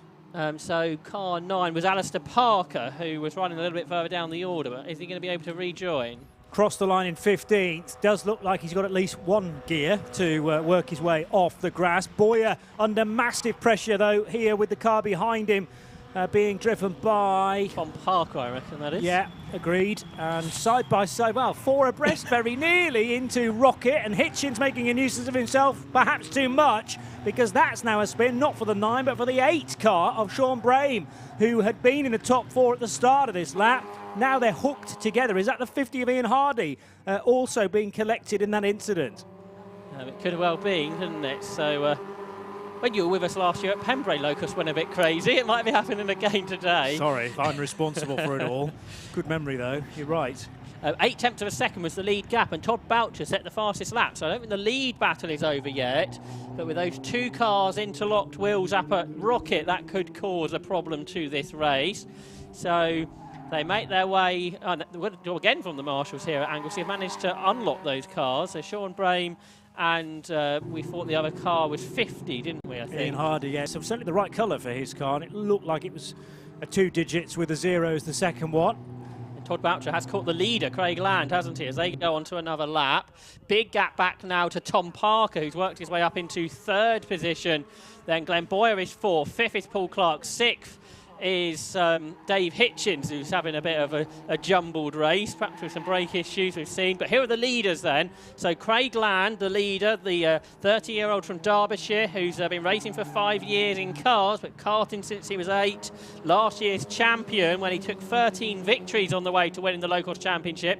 Didn't have a good time at Donington Park on Easter Monday, and he might well lose the lead of the race here because Todd Boucher, the youngster, is making his way up into the lead of the race. Now, can he get the car stopped? He locks up a touch, gets the car turned in the lead of the race. So Todd Boucher, the winner of the 2nd race at Donington, is now leading here at Anglesey. 2 big bites of the cherry there as he seesawed at the wheel to get the car just about pointing in the right direction through an awkward rocket left-hander, because it all of a sudden you have to negotiate it from high speed. It's a big stop, it's uphill, it's off camber, but both got through okay, and Todd Boucher did some overtaking in the process. So Boucher from Land now, but Land's not going to go anywhere.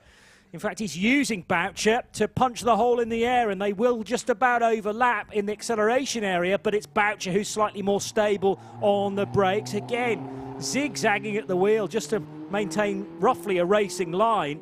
The smoother driver at this stage appears to be Craig Land in 2nd position, but there are more than one way to skin a cat, I suppose, and still Boucher's producing a very good lap time. Into bus stop they go. This is the end of the 4th lap, and we will have for the first time a new leader, Josh. Absolutely right, and these two, they are 10 seconds clear of the rest, and there's battles a little bit further down the order as well. We can see Mark Rowe there involved in that battle in 27. He's in something like 14th position at this stage of the race for the 41-year-old from Leicestershire, the software developer, who started racing a few seasons ago in the ex-Ernie Gushlow car. But here's a battle for what is 4th position, and Paul Clark is now into 4th, up ahead of David Hitchin. You've got Jack Linus in there as well in 74, who's new to racing this year, the driver from Essex, a 27-year-old design engineer who's competed in the British University Karting Series in the past, but for the lead, Johnny. Side by side again, slight advantage for Craig Land, but he's got the wrong line. He's going to try and make the outside route into rocket work, and does, in fairness. I really thought that the two would hook up wheels there, and at least one mudguard would go flying off, but it's clean racing, perhaps mindful that there's still 6 minutes and 40 seconds to go, and switch around again. Craig Land, who holds on to, well, no, it's Boucher with the fastest lap, despite what our graphic says, if our current timing is to be believed. And Boucher dropping back to 2nd place, the slower of the two, effectively, but Craig Land still able to lap Anglesey circuit, the international circuit, at a very high rate of knots. Not going to shake Boucher, though, at this point, and then maybe are going to have a drag race coming off hairpin this time, running towards the bus stop again. No, line astern it will be. Craig Land this time with the advantage. But for how much longer? Because Todd Boucher using the toe is back on the inside. Where do you want to lead this race on the last lap? Possibly not into the penultimate corner, that would suggest.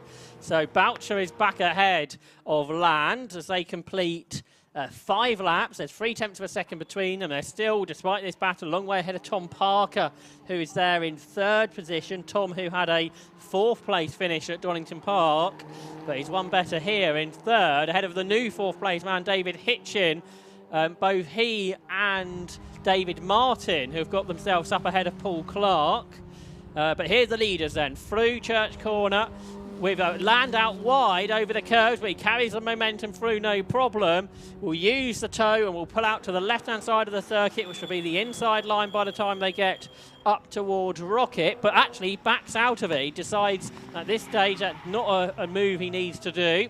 So Boucher continues to lead the way in 69 from the TSR car, the Team Sellers Racing car there of Craig Land, the ex-Super 1 karting driver before he moved into car racing in this car that is prepared by his Team Sellers Racing, as I say, a car that was originally built back in 2009, but with preparation still strong from the team. It means it's still a quick car.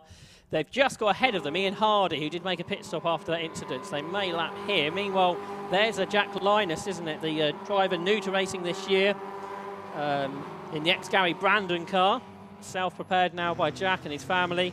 He runs there in 7th, but well involved in this battle, which involves multiple cars. So there's Martin, who I think they're in 4th position. So David Hitchens dropped back.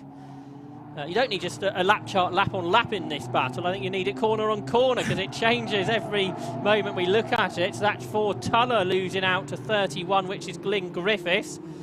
Tuller then goes grass tracking a little bit. The 19-year-old from Oxford, who was the novice winner from last year in another of the Team Sellers run cars. And they turn their way towards the end of what is lap 6 of this race. So that's another place to potentially run out wide. There was a mistake there from the 31 car. Glyn Griffiths was all crossed up and lost time on the exit of bus stop, so he may well be a sitting duck now, this time into the banking. Todd Boucher across the line, leading by only 0.4 of a second then, and then this huge gap of 12 seconds from the leading duo back to everybody else. Tom Parker, it is in 3rd position, ahead of David Martin, Jack Linus and Dave Hitchin. So the Linus versus Hitchin battle, very intense indeed. And Hitchin trying his level best to almost attach himself onto the rear bumper of Linus, but they are avoiding contact by a cigarette paper for the time being. More to abreast action, this time coming through Church and heading for school. Yeah, that's Barry Stewart on the inside line of Glyn Griffiths, who just made that mistake you mentioned a moment ago. You've got Ford Tuller behind them and Alan Harmon as well. So that's another 4-car battle. Sideways action from many at this stage. We've heard all day, haven't we? Drivers just struggling with the tyres overheating, and perhaps we're seeing a bit of that again with some sliding around. But Barry Stewart then has got himself up into what looks to be 9th position now, which is a good run from the low-cost expert. But for the race, are we going to get 1 or 2 more laps in? Probably 2, as Todd Boucher, with a larger lead, turns his way through the final corner after they've lapped that car of Ian Hardy. Meanwhile, we watch on our screens that battle changing again for 9th position because Glyn Griffiths has got back past Barry Stewart. But how long's that going to last for? Well, it depends how wide Glyn Griffiths runs coming out of hairpin. He certainly didn't want to be that far up the curb, and it's going to be pretty costly in terms of time. I see what you're saying about cars skating around on possibly overused tyres. There you go, Glyn Griffiths again, fully drifting his way through the final corner. It's very spectacular, but it's certainly not the quickest route through bus stop. And the 90 car might be able to pick off, well, not Griffiths, but Barry Stewart. So that's Tor Tullo, who has managed to gain a spot in the number 90 car. Glyn Griffiths again weathering the storm to a certain extent, as to the inside this time at the banking goes Barry Stewart to try and get the place back again, but he can't quite make that work. But yes, in terms of cars skating around, I agree, but 2 laps ago we had something like 4 of the top 10 all setting their personal best laps, so there's clearly still pace in the track. Now, I wonder if they're going to make this lap the last one after we lost a bit of time earlier, or whether we're squeezed 2 more in. I'm just seeing the checkered flag being held by Stuart Dungate, our start line marshal down there in the pit lane. So we'll see if there's 1 lap at the end of this or not. There's some side-by-side action there continuing. But here are the leaders. So Boucher's got it at the moment. He wouldn't mind if this is the last lap of the race, because Craig Land is yet not in attacking distance at this stage as they turn right at the hairpin and accelerate their way up towards the bus stop for another time. This is lap 8 of the race. Are we going to... Yeah, the last lap towards already been shown, so this is the final lap of the race for Todd Boucher, who turned left then, and he's going to make it 2 wins in 3 races this year in the Yokohama Low-Cost Championship. So the checkered flag goes out, and Todd Boucher punches the air. He's a race winner. He beats last year's champion, Craig Land. For 3rd position, Tom Parker should be in control of that. For 4th position, David Martin is there now ahead of Jack Linus, who's got himself up ahead of David Hitchin, but they're side by side as they come up across the line. For 7th position, that's going to go the way of Paul Clark. 8th for Glenn Boyer.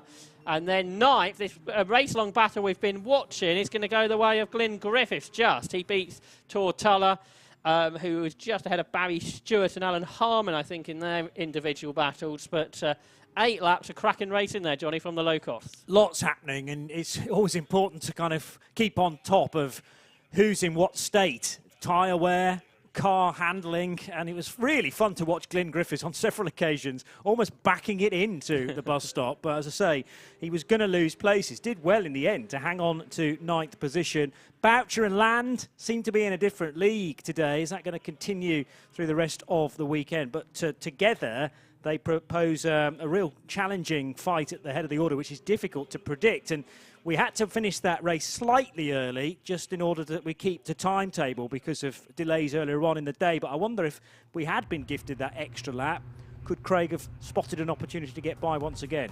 Well, there's 2 low-cost races to look forward to tomorrow, so he'll have another chance. We'll have 2 more chances to try and win the race. Let's have a look at the results of round 3 of the Yokohama Low-Cost Championship, which went the way of Todd Boucher by 7/10 of a second over Craig Land. Tom Parker completed the podium, although 14 seconds back.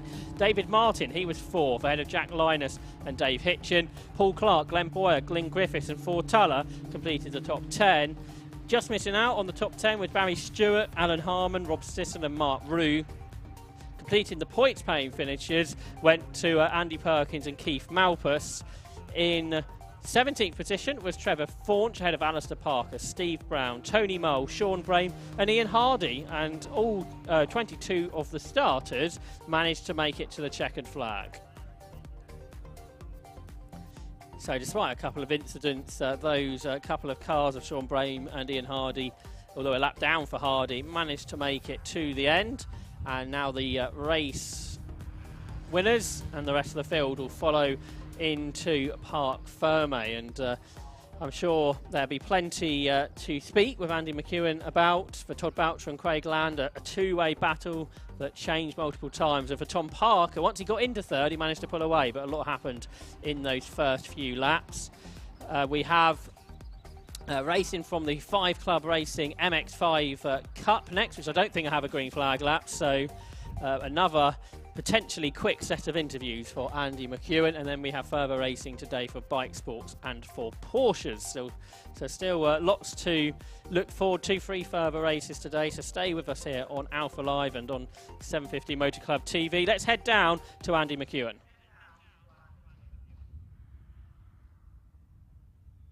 Well, fantastic entertainment, as always, from the low cost. Our top 3 drivers just making themselves at home here in winner's circle, if you like, within the Parc Ferme area. Todd Boucher taking his 2nd victory of the year. Todd, congratulations. Fantastic start to your weekend. Great start to the season all round, this, isn't it? Yeah, it's been really good fun. It's a good start. Learning new tracks every time. It's only my 7th meeting. But yeah, it's going well. Car feels great. A lot warmer day than what it was at Donington, but yeah, no, it's feeling really good. You've obviously clicked with the car pretty quickly then for someone with relatively little experience. Yeah, it's been really good. I mean, we built it ourselves and it just works. It's combined and it just feels great. Yeah, I can't really explain any more than what the results has given me, so. Yeah. As far as that race goes then, you made a bit of a break early on, but then it did look like Craig sort of reeled you in through the mid stages there. Were you just managing that gap, or was there a bit of a moment somewhere? He kept me on my toes. He was always going to. Tyres got really slippy. It's obviously slowed us down a little bit, but yeah, no, it was good. Very good. Well, congratulations on the race win then, Todd, claiming his 2nd victory of the season. Now, Craig Land was the man, one of the men, chasing him hard throughout that one. Craig, congratulations, 2nd place. Anything more you could have given that to try and get the win? No, I tried everything. I think, as you've seen, I was just trying to brake as late as easy going into the hairpin. I made a mistake. I washed out wide. It was either go wide or go into the back of him. So obviously I decided to go for the safety route. And then obviously the last lap, just trying to close that gap back.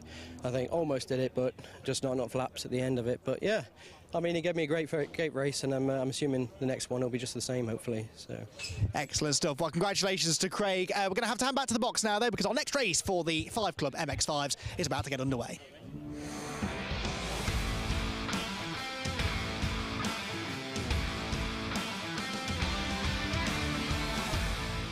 And the race is underway for the 5 Club Racing MX5 Cup, with on the front row of the grid Jordan Johnson and Ian Tomlinson as they turn into turn 1, with Johnson taking the lead from very good qualifying for Ian Tomlinson this morning. Then Ben Hansey is trying to get round the outside and has done so. The former champions into 2nd. Oak Richardson's made a good start from what was 7th position to get up to 4th. He was a race winner at Croft, as was Johnson and Hansey. So Richardson, who didn't have a good time, is an instant behind. A couple of cars have gone to the left-hand side of the circuit. One of them is 99, which is Martin Vernon, I believe.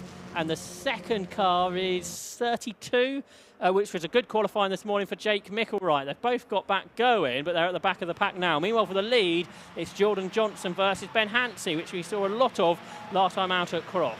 Both of these cars started on the inside of their respective rows. Johnson from pole, just being kicked up there by the 46 car. Nicola Favo has suddenly found herself right up there in the fight for virtually a podium. Well, a few cars back from that, but because of the carnage on the opening lap approaching Church again on cold tyres, you needed to negotiate that as best as possible, pick your way through the spinning machines and hope when you close your eyes, when you open them again, you're still on the track. But all these cars were.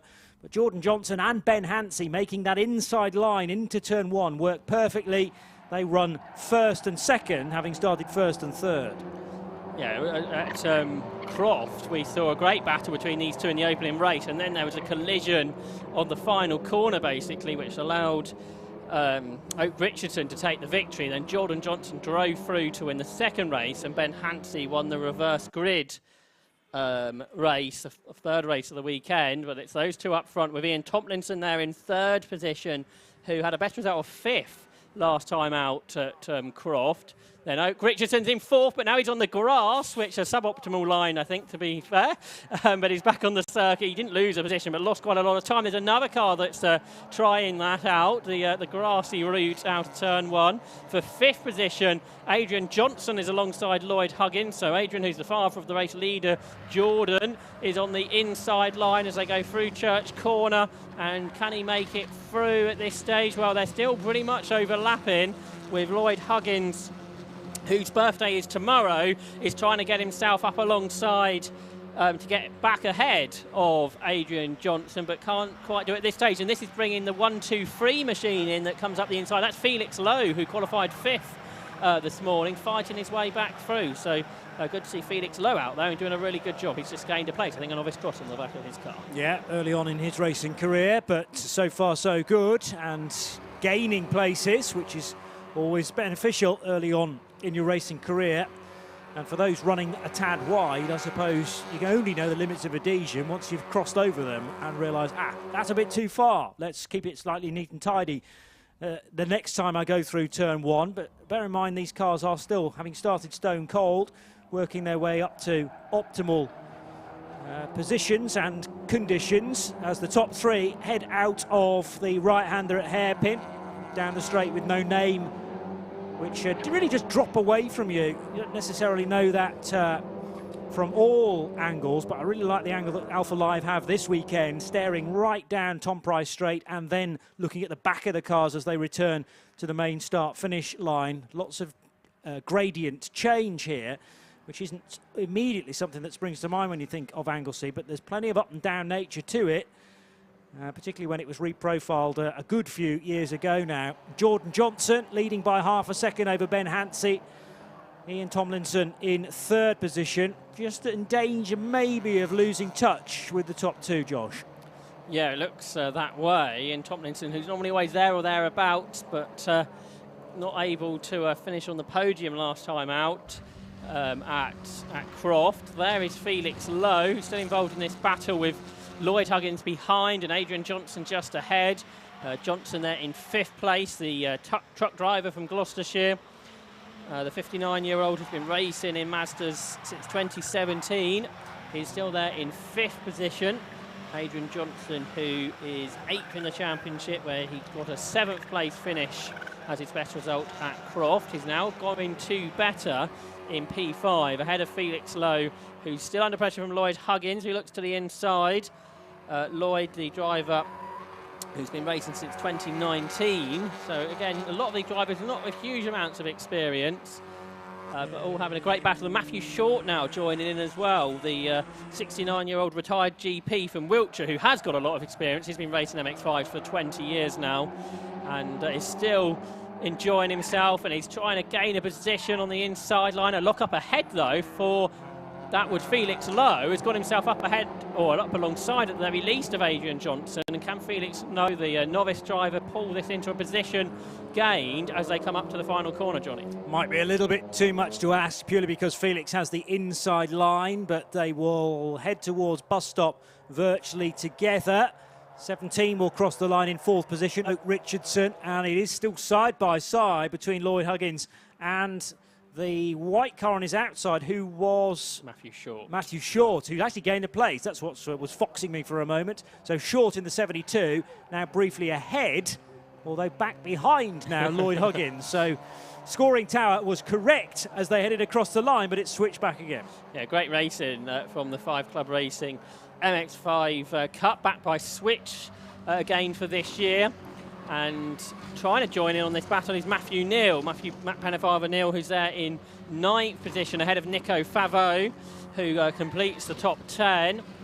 More drivers just running a touch wide out of Church Corner. That was Jake Mickelwright, I think, who's trying to recover from that spin on the first lap. He's up to 12th, the driver who did start 4th originally. New fastest lap for Ben Hansey, the driver in 2nd place. A 1 minute 49.07. He's 4 tenths behind race leader Jordan Johnson. Jordan's father there, 22, Adrian Johnson, turns his way through Pill Curve. Well, we've got 5 cars involved in this battle now as well, because Matthew Neal joining in. Yeah, so the scrap for 5th, as highlighted by our graphics on the left of your picture. Johnson ahead, but only by a couple of tenths at the start of the lap, and those gaps have been chopping and changing for the rest of this 2.1 mile circuit. We've still got 8 minutes of this race to enjoy, by the way, the 5 Club Racing MX5 Cup. And those early on in their career are getting a quick lesson, a steep learning curve in racecraft, all about car position on the road in order to try and defend, but ideally attack at the same time, because no doubt you'll be in a long line of Mazda MX-5s, as this little lot are. Heading into bus stop now. Oh, a touch wide there for the 22, being driven by Adrian Johnson, but nobody quite close enough to pounce. So that battle continues on to lap 5 in this race, into turn 1, and again up over the curbs on the exit of the corner. Firstly for Adrian Johnson, and then for the chasing pack as well. So they're not that far behind Oak Richardson, who's not going as well this weekend at Anglesey as he did at Croft 4 weeks ago, where he was a race winner. He comes into this weekend only a point behind championship leader Ben Hansey, but down in 4th position for Oak Richardson. He's just ahead of this pack is the driver from Buckinghamshire, but for 5th position, Adrian Johnson versus Felix Lowe. We'll see Felix Lowe challenge up the inside. He's been late on the brakes so far in this race, and again he just locks up a little bit, but when you have the inside into Rocket, that tends to work out for you, Johnny. Yeah, bit of cadence braking there, just easing out of the brake just to allow the car to roll into the corner and make sure that Adrian Johnson didn't have the option to pull across his bows, but that meant that as the car became unweighted on the left side, there was a slight bit of a lock-up, which obviously doesn't want to keep repeating because he'll be flat spotting that front left. And then the danger is you do it a bit more and it keeps finding that part of the tyre, the flat bit, and will start to chew through the rubber. He's got away with it for the time being, Felix Lowe, but again, this is something everyone's got to be mindful of. Bearing in mind we're talking about drivers that are sometimes in their first season, some racing for 2 or 3 years, but no more. And Lloyd Huggins on the attack. He has managed to get free of Matthew Short. And that's Matt Neal, did we say? Matthew Neal behind in the second of the white cars. Yeah, that's right. Let's have a look at the leaders. We haven't seen them for a while. They're close together. I don't think we've seen a real challenge yet from Ben Hansey, who was the champion in 2019 and 2020. But it's Jordan Johnson who leads, the HGV mechanic from Gloucester. He's 31 years of age, the race leader, who's been racing since 2018. He took only his 2nd ever victory last time out at Croft. And he heads away. If anything, on the last lap or so, he's just edging away from Ben Hansey. But we know over the course of today how effective the tow can be around this Anglesey circuit. So as they head uphill, that gap comes back down again. And Ben Hansey is, only a couple of car lengths behind race leader Jordan Johnson. So we've got a lead battle on once more. Hansey's set a 149.0. The best lap from the race leader Jordan Johnson, a 149.1. So best lap column is going in the favour of the 40 car, second on the road. But as you said, it was Johnson who extended the gap by 1/10 of a second last time around. It's going to have come down, though, certainly between from the 0.57 that it was a lap ago.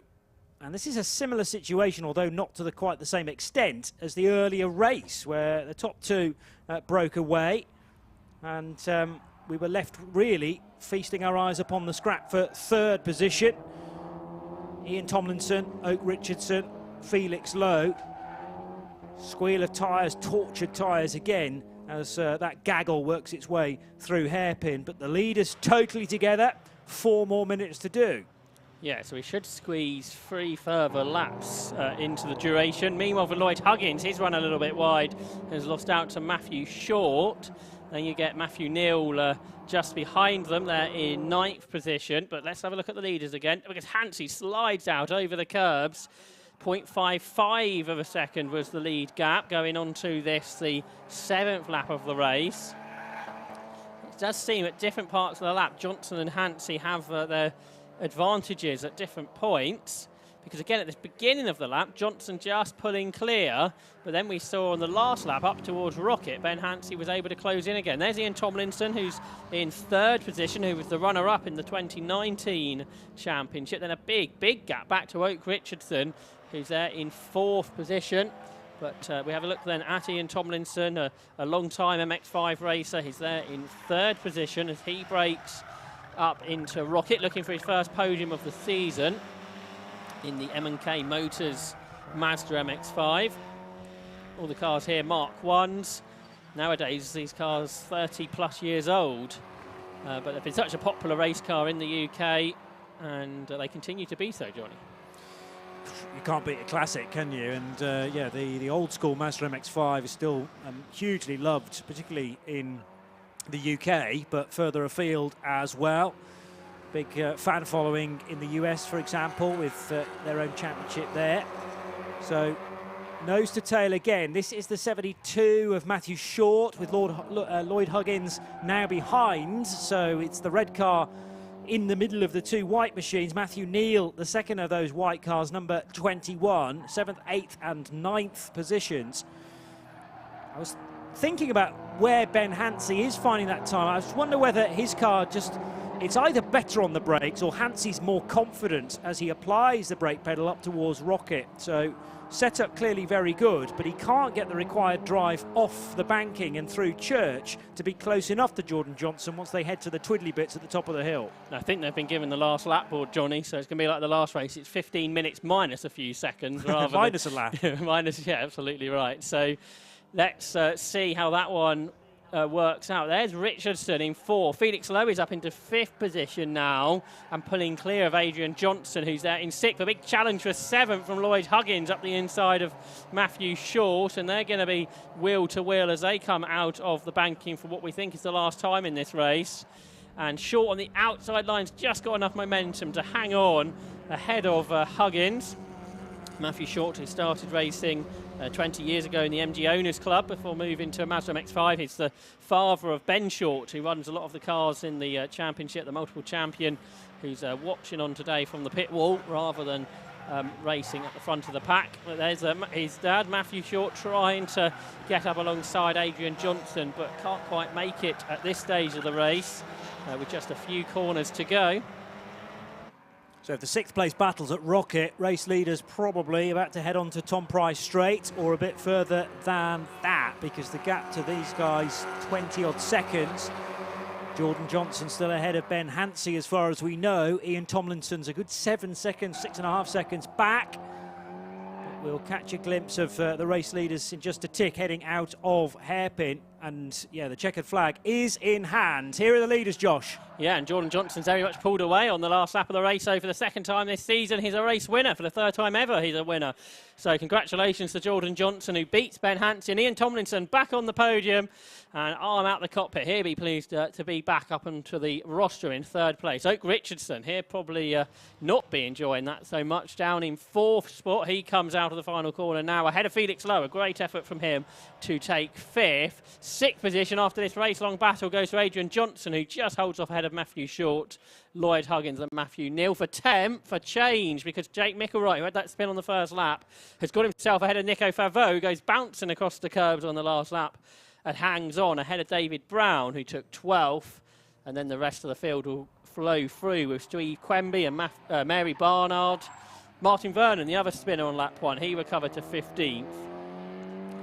Then I think we've got Chris Moore, Martina Ward, Neil Burrows and David Foster, all the starters again, still running at the end of the race. But for Jordan Johnson, he was able to hang on that time, Johnny, and then actually in the end pull clear on the last lap. Yeah, again, you know, the result is going to belie Ben Hansey's pace, and I do think at times he might have been able to get a better chance to get through. Obviously, we did have Ben right on the boot lid of Jordan Johnson throughout, apart from on the final tour. 2.4 seconds in the end, the winning margin, Joshua.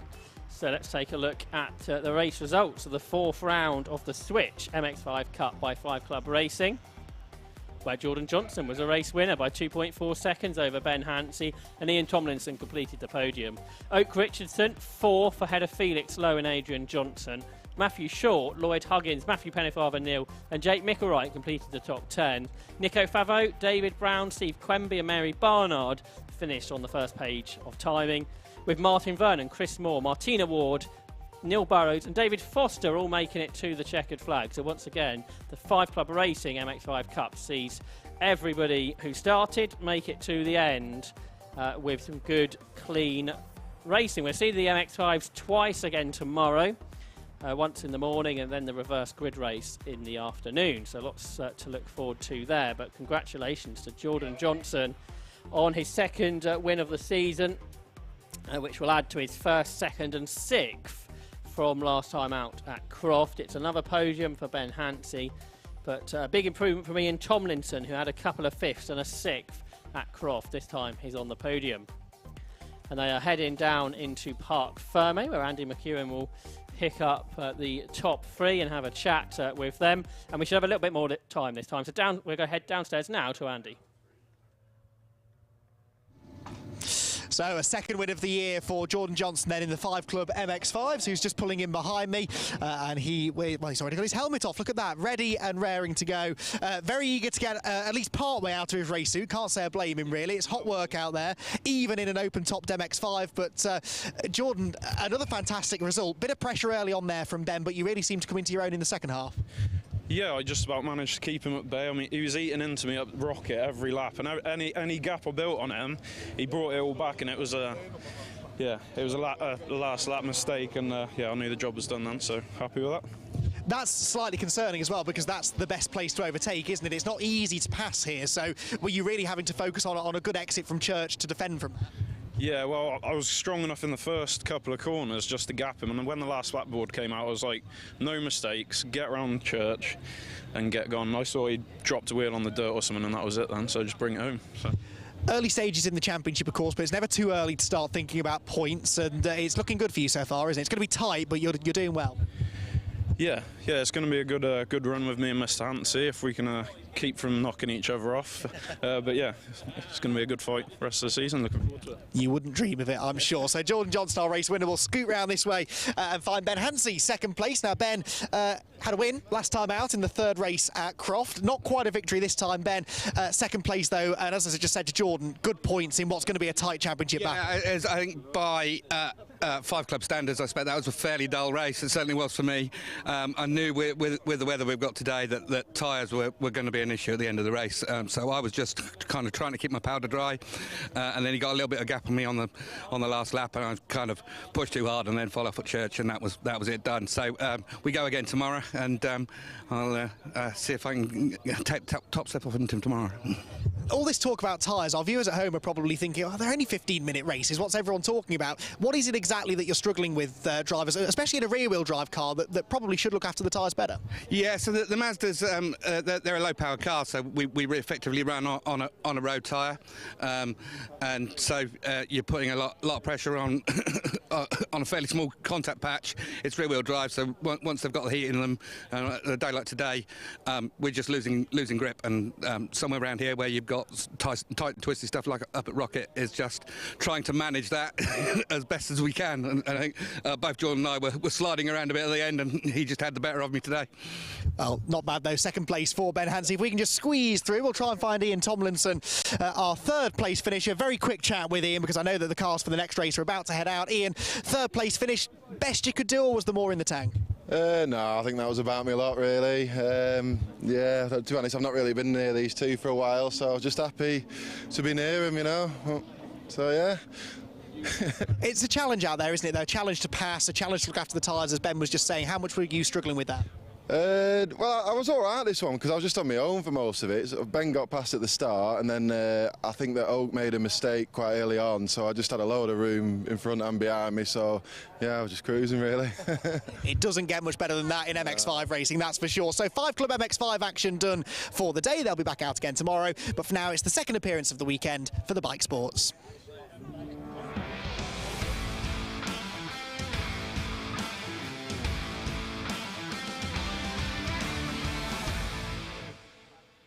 And with this fast-flowing 750 Motor Club meeting, we're already well onto the green flag lap for the fourth round of the 750 Motor Club Bike Sports Championship.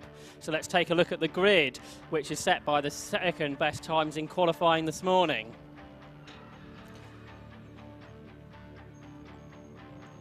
On pole position, again, it's Charles Hall alongside his teammate Scott Mattel. On the second row should have been Joe Locke. They were working on that car. We'll see if he's made it out there. Alongside him, Leon Morrell. On the third row is Alistair Smart and Doug Carter. With on row 4, Philip Brown and Ian Childs. The fifth row is Stephen Bell and Steve Larkham. With Mark Boot, hopefully there. He was a retirement in lap 1. He goes from row 6. So earlier on, it was Charles Hall who, in the end, was a dominant winner after problems struck Scott Mattel's car, and Leon Morrell, therefore, managed to take second, and another class win in Class B for the standard engine cars. But yeah, Joe Locke not there, and that was some sort of engine problem, I think, in the assembly area. But the lights go out, we get 20 minutes of racing underway, and it is then Charles Hall who leads as they turn into turn 1 for the first time, with Mattel in second, Morellis third, fourth is Alistair Smart, and a good start into 5th position for Philip Brown. Doug Carter's dropped back also behind Stephen Bell, so a couple of the Class B cars there making good starts in their Radical SR3 RSXs. But for the lead of the race, it's the Mattel MC41R, driven by ex-single-seater racer Charles Hall, being chased by his team boss, Scott Mattel, who's there in the slightly newer Mattel car in second place. But here is Philip Brown, who made a good start. He was penalised in race 1 for exceeding track limits, so he'll be hoping to avoid that issue in this one. He's just ahead there of Steve Bell, who's up next. And behind there was the Radical PR6s of Doug Carter and of Northern Irishman Stephen Larkham. And Carter's just cut through there, up ahead of Stephen Bell. So Bell loses a spot in the Tim Gray Motorsport Radical, but the top 3 overall pulling clear, with Charles Hall leading the way. Yeah, so similar situation really to earlier in the day, our first race on Alpha Live just before the lunch break, although I think it's between the two Mattels, it's not necessarily done yet. Charles Hall with the measure on Scott Mattel, but they've been close in qualifying. The copper and black car certainly a little swifter coming out of bus stop and over the stripe. But we'll see how this race pans out, because Scott Mattel might be playing the long game here, being cautious on his tyres early stages. Joe Locke did get out in the race, must have started from the pit lane, so he's at the back. Watch out for the Spire that had those problems in the assembly area. Don't think we've got Mark Boot though, unfortunately. He appears to be a non-starter. So here is Phil Brown. Now he's right on the tail of Alistair Smart and challenging as they go uphill. And they touch at a very awkward moment, and a big moment for Phil Brown. He's gone grass cutting. He's hooked up some of the North Welsh grass, but he's still right there behind Alistair Smart. That could have gone a lot worse than it did, Johnny Palmer. Yeah, well, I've heard it's very healthy, certainly for the wildlife around here. I'm not sure it does race cars particularly good, though, when it gets wedged in the air vents and in things like brake calipers, but certainly talk about getting away with that. So far, they have managed it. Meanwhile, side by side is making some progress there. Stephen Bell on the all-red Stephen Larkham car. And Larkham had a busy first race as well, so picking off really where he left off earlier in the day. 0.9 of a second the gap between the top two leaders, Charles Hall and Scott Mittell. They come out of the tricky left-hander to end the lap over the start-finish line to start another lap then in this 20-minute race. Yeah, it looks like that gap came down, and it did with a faster lap for Mittell, a 1:25.3. We did a 1 minute 23.9 in race 1 for Charles Hall in the Superbike engined leading car that's a little bit lighter than that of Mittell, who chases with the higher booster engined machine. But here's the battle for what is 4th position between Alistair Smart and Phil Brown. It was just out of here a lap ago that we had that touch between them. Luckily, any kind of disaster was avoided. But for Phil Brown, he'd be hoping that he didn't pick up too much grass there that would affect him, but he's braked and really late on the inside of Alistair Smart. A big bold move there, Johnny, to grab into 4th position. Yeah, very decisive, as you say, full-blooded, and got the space. The door, in fairness, was left wide open by Alistair Smart. I think he knew he was just about to be done like a kipper, and really it's a question of allowing that overtake to happen and see whether Philip Brown can come fighting back. But it does appear that the larger car of the two does seem to have the straight line speed. Now darting from a long way back, Joe Locke, and Mittell is out of the race again. Now, we had this situation earlier on in the day, but it's happened much, much earlier for second place man Scott Mittell, Josh. Yeah, I thought I saw that Charles Hall was all alone. I wondered what may have happened, but Scott Mittell has parked the car. He was looking underneath the rear of it. And now Joe Locke is slowing as well in the Spire. He just got up to the back of the pack. He'd passed Ian Charles and maybe one or two more as well, but he's also slowing. So problems for the Spire that had those issues before the race got underway. And is Joe Locke even going to get as far as the pit lane? So reliability starting to become a factor in this bike sports race.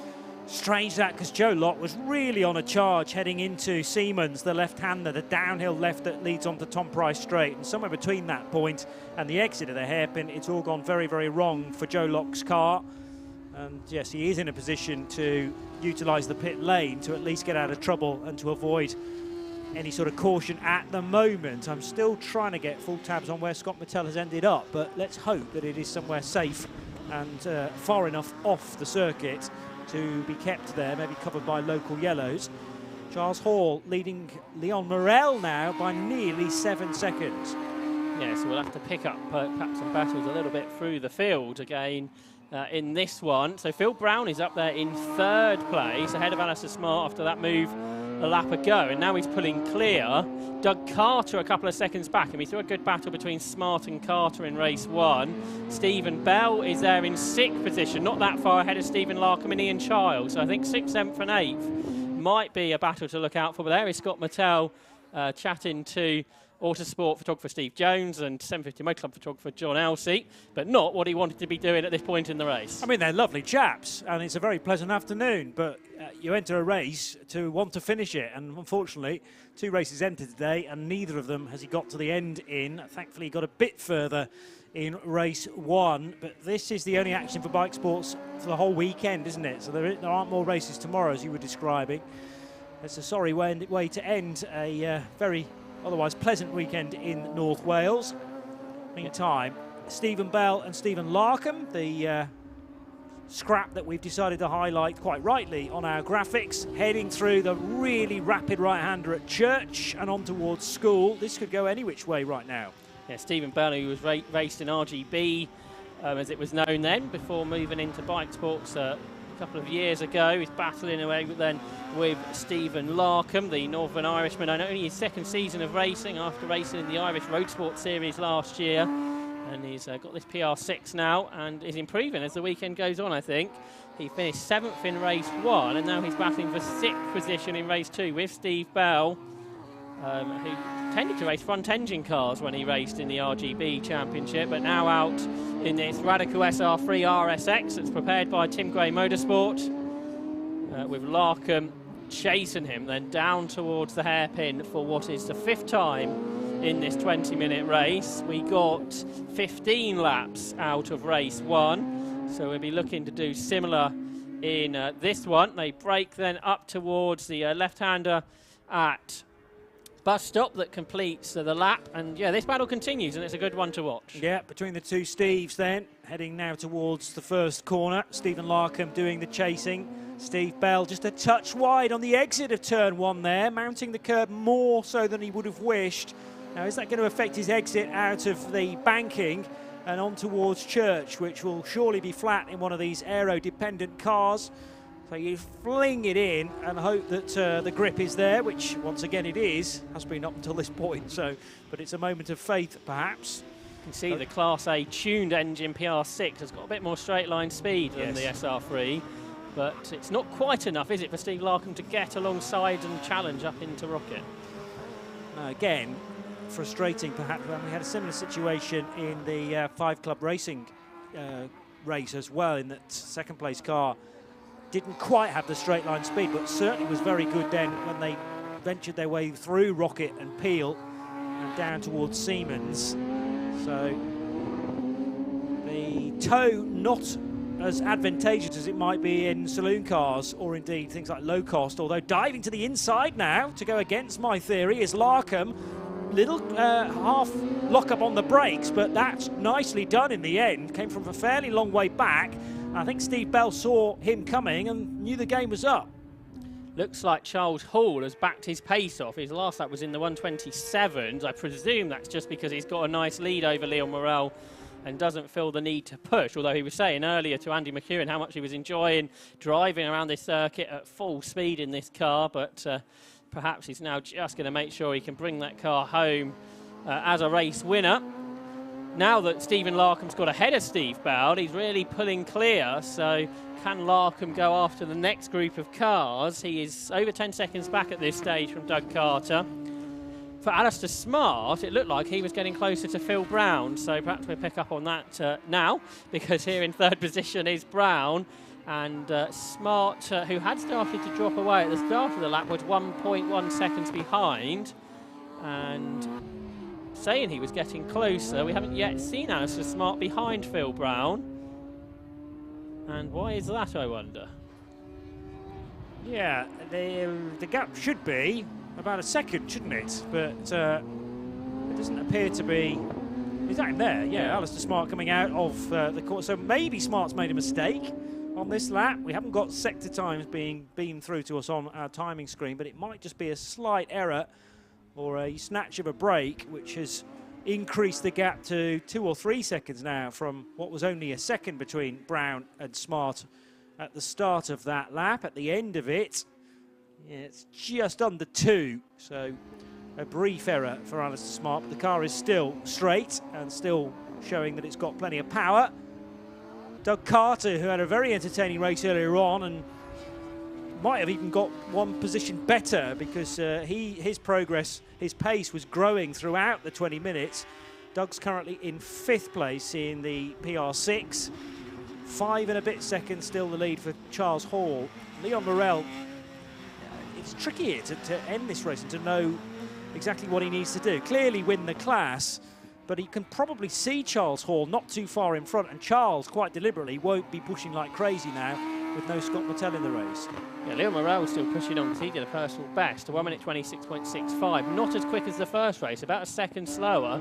So perhaps it's just that bit warmer again, and that means the lap time's not as quick as race 1 of the weekend. But Charles Hall completes what is lap 8 of the race. We're into the second half of it now with just over 8 minutes left on the clock. And he's lapping now consistently in the 1:27s. His lead gap now is, though, 4.7 seconds. So at the rate that Leon Morel is catching, if Charles Hall doesn't go any faster, that we might see a lead battle, but we'll see if then Charles Hall just picks up his pace once more. Still in 3rd position is Phil Brown. Not sure we've seen Phil on the podium in the past. His best result at Donington was a 7th.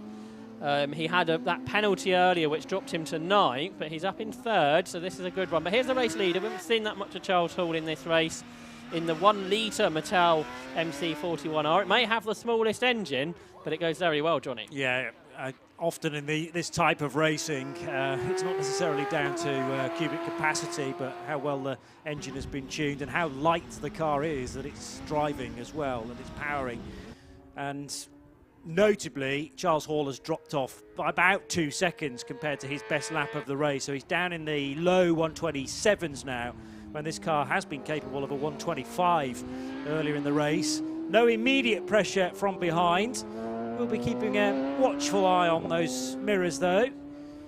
But we got 2 cars from Class B, his most immediate threat, so that's not going to affect the amount of points that he scores in this second bike sports race of the day. Still plenty of power from the car as it heads over the line. Sounds glorious. And we've got 6 minutes and 3/4 still to enjoy of it. To put into perspective how quick Charles Hall was in race 1, he was only 2 seconds off the circuit lap record set by a Formula 3 car in the hands of Sean Walkinshaw 10 years ago. So obviously these cars a bit heavier, probably don't cost quite what a Dallara Formula 3 car cost to run back in Formula 3. But it shows, again, the privateer team that are Mattel. Okay, they've had problems with one of their cars, but they've got a really well put together car, and Charles Hall drives it really well. And just a couple of seconds off the circuit record, and a good chance that lap from race 1 will be the fastest lap of the year around this circuit. Well, that's something of note. Let's hope that he can cling on to that for the rest of the year. Leon Morel's having an absolute whale of a time here. He's trying to be quick, don't get me wrong, but it's spectacular driving. 4-wheel drifting virtually through Church Corner, and also on the ragged edge as he headed through Peel a moment or 2 ago. Heading now down Tom Price Straight, and the car as straight as a die through there, trying to brake as late as possible. And that's not necessarily to catch Charles Hall, he's just trying to tick off faster laps, and he's at the moment been capable of a 126.6 in this race. We've just noted that maybe Stephen Larkham is trailing just a bit of bodywork on the front left. It's like a dive plane or a bit of the splitter that is working its way loose. So that will definitely be affecting how it cuts through the air, Josh. It would seem so, although he did his personal best lap last time round. Maybe not. Maybe he doesn't need it at all in that case. You can hear it trailing the ground, as you say, going through the hairpin there. He did a 1 minute 28.8 on that last lap. Not quite as quick as he managed in race 1, actually. But he's still there in 6th. He's pulling clear of Stephen Larkham. He's sliding around as he comes out of the final corner. Battle for 3rd. That gap still 1.4 seconds between Phil Brown and Alistair Smart. Alistair Smart there, who won the Class A championship last year. The driver from Hampshire. But there's our leader, Charles Hall, who's now only 3.8 seconds behind Leon Morelli. Still sliding his Radical SR3 around this car that's run by Valor Racing. Leon is a 40-year-old carpet shop owner from Nottingham who started car racing just 3 seasons ago. He won the championship back in 2021. Oh, spin for Alistair Smart. Now, was there some contact with Doug Carter? Because I saw Doug exiting stage left there, and the two of them, well, weren't particularly together. Maybe Doug has had to take avoiding action because Smart spun on his own. But yeah, at the start of the lap, there's about 6 seconds between them. So spin all on his own for Alistair Smart, we're hearing, from 4th position, and he has lost that place now to Doug Carter, who was minding his own business in the earlier race today, and that patience was rewarded with places gained. Leon Morel pushing on as well. Headlights on now, we all know what that means in motorsport language. He means business, and he can see Charles Hall a bit further up the road now. The fact that you can see your rival will give you even more of a shot at the arm. Remember, he was 30 seconds behind in race 1. He's only 3 seconds behind with a couple or 3 laps to go here in race 2. The pair are 20 seconds ahead of Phil Brown, who's obviously now well clear in 3rd from Doug Carter, who's up ahead of now of Alistair Smart. So that was also a change for what is 2nd place in Class A. And then Stephen Larkham in 6th. Stephen Bell has got himself, Ian Charles has closed in. So for 7th and 8th positions, there's a potential positional change before the end of this race, which sees Alistair Smart in 5th position. He's 4 seconds behind Doug Carter after that spin just on the latest lap of the race. And some issue tracked up the top of the circuit. There's a bit of brake lock-up, I think. Once the leader crosses the line, I think we're 2 laps to go for Charles Hall. And Leon Morel continues in second. The gap goes out to 4 seconds because all of a sudden Charles Hall punches in a 1:25. So I think he showed all along that that pace was there if he needed it.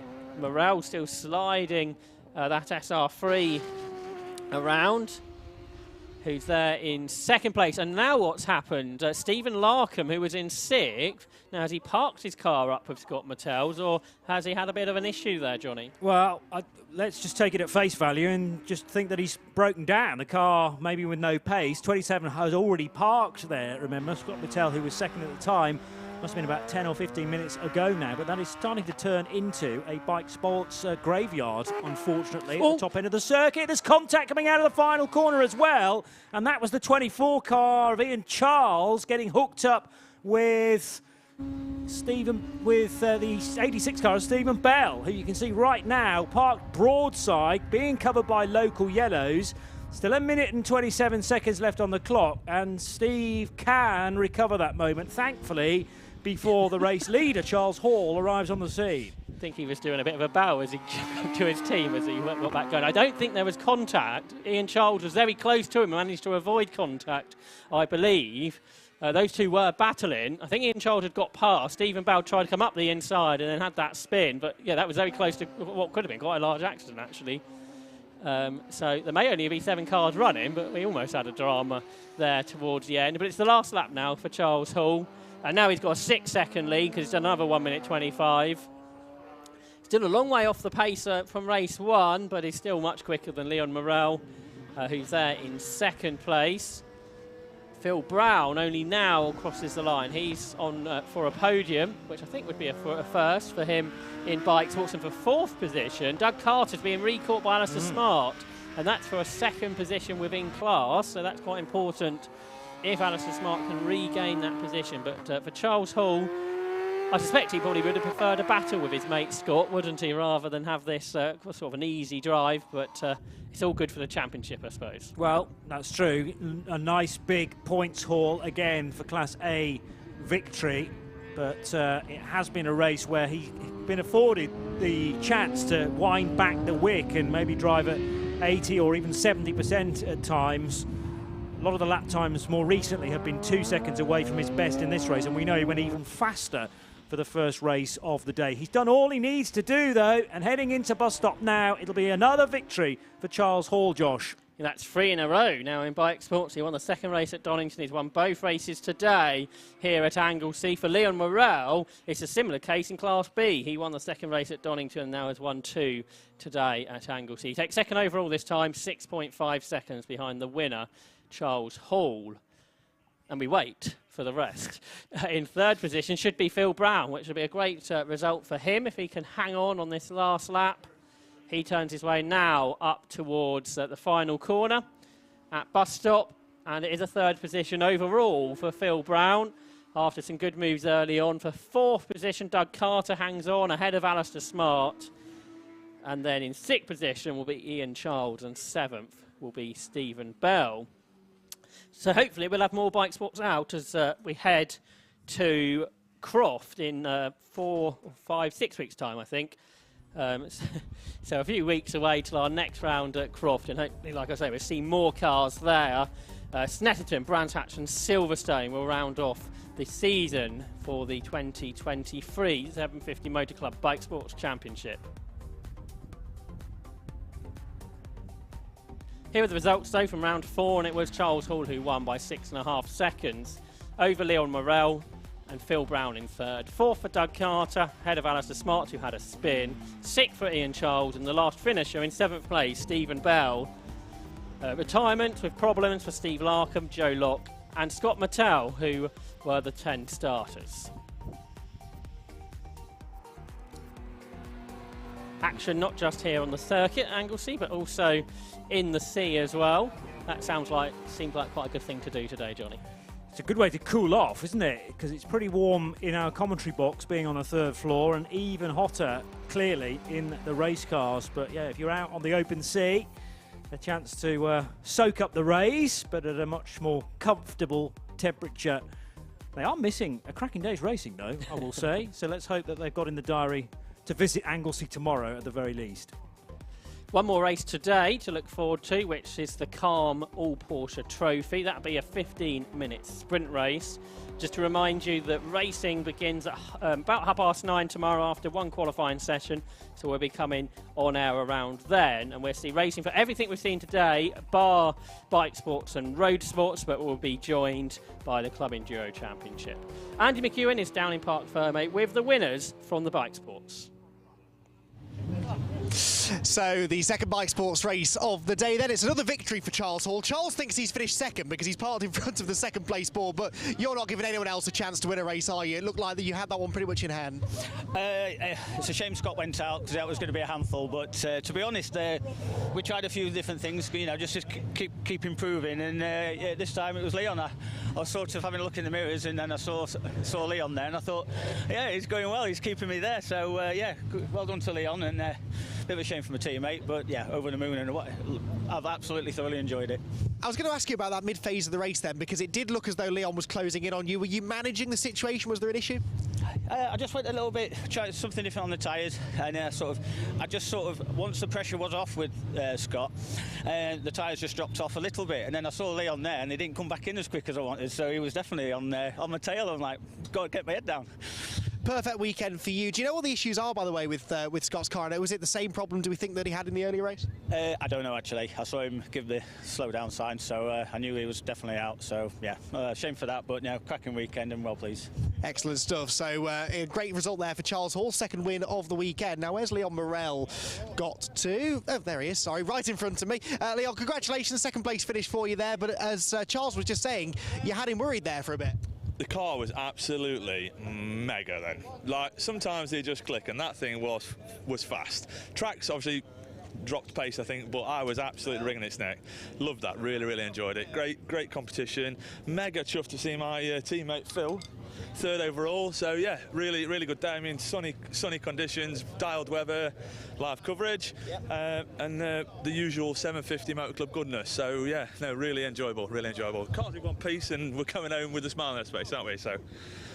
That is the main thing, absolutely. Congratulations, Leon, on that second place. Let's have a word with your teammate, shall we, there? Because Philip Brown, second within Class B again, which is the same result as he had within the class earlier on. But this time, Philip, you're on the overall podium. Not bad. Fantastic, yeah. Rookie season last year. So, yeah, first podium, so really excited. I'll tell you what. Without its problems. Well, go on then, do tell. Well, I had contact with Alistair at one point, but we survived it, so hope he's okay about it. Oh, well, you can have a chat with him after, I'm sure, over a barbecue and a nice cold drink. Tell you what, you look the freshest of all the drivers that I've spoken to today. You don't look worn out at all in what are very difficult conditions. Well, I'm 61, so maybe I'm a more relaxed attitude to it all. But yeah, it's been a great day and a fantastic circuit, and thoroughly enjoyed it. Glad to hear it. Well done, Philip Hall, then, on a podium finish. Right, one more race to do then today. Very special one as well, because it's the Calm All Porsche Trophy. We're seeing a lot of these drivers tomorrow, including their 40-minute feature race. But for now, it's their first sprint race of the weekend.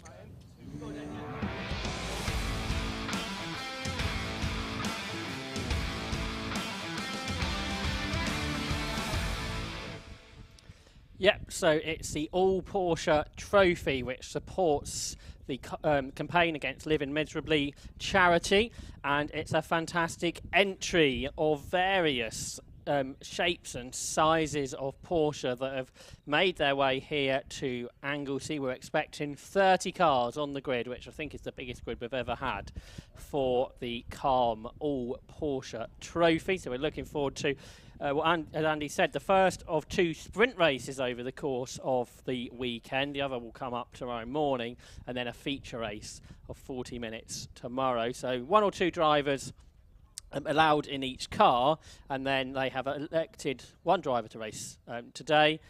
and then presumably a different one tomorrow morning, and then they will both, if it's a two-driver squad, get to race tomorrow afternoon. So in a few moments' time we'll guide you through this grid. The cars should have a green flag lap before what will be a 15-minute race. But we see Caymans, Boxsters, 944s, 968s, 924s on this grid, and a 911 at the back as well to enjoy. You can just see that at the bottom right-hand corner of the screen. Great to see that particular machine. But let's have a look then at how they are going to line up.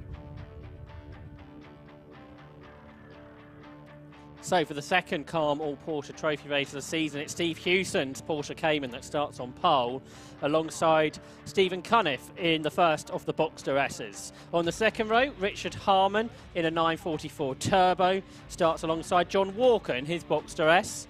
On the third row, we have some more Boxsters, this time Paul Simpson and Chris Walker. On the fourth row, we will find Andrew Peck in a 968. The similar car alongside will be driven by Alvaro Craigo.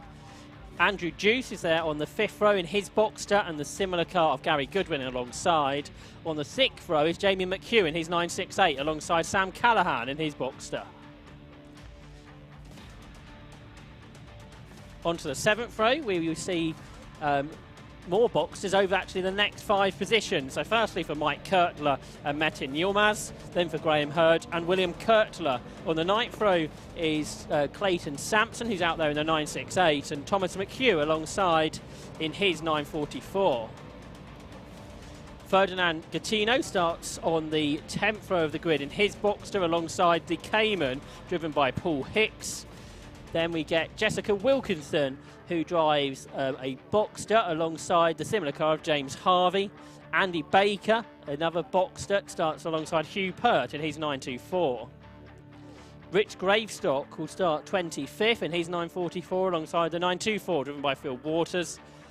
John Jones is in another 924 alongside Chris Walton-Spool in his Boxster. And finally, Ken Van Houen in that Porsche 911 will start at the back of what now looks to be a 29-car grid for the Calm All Porsche Trophy. And we look forward to this 15-minute race, Johnny Palmer, with this great variety of Porsches and from a range of eras as well. It's great, isn't it? Keep calm and drive a Porsche. You can have that for nothing.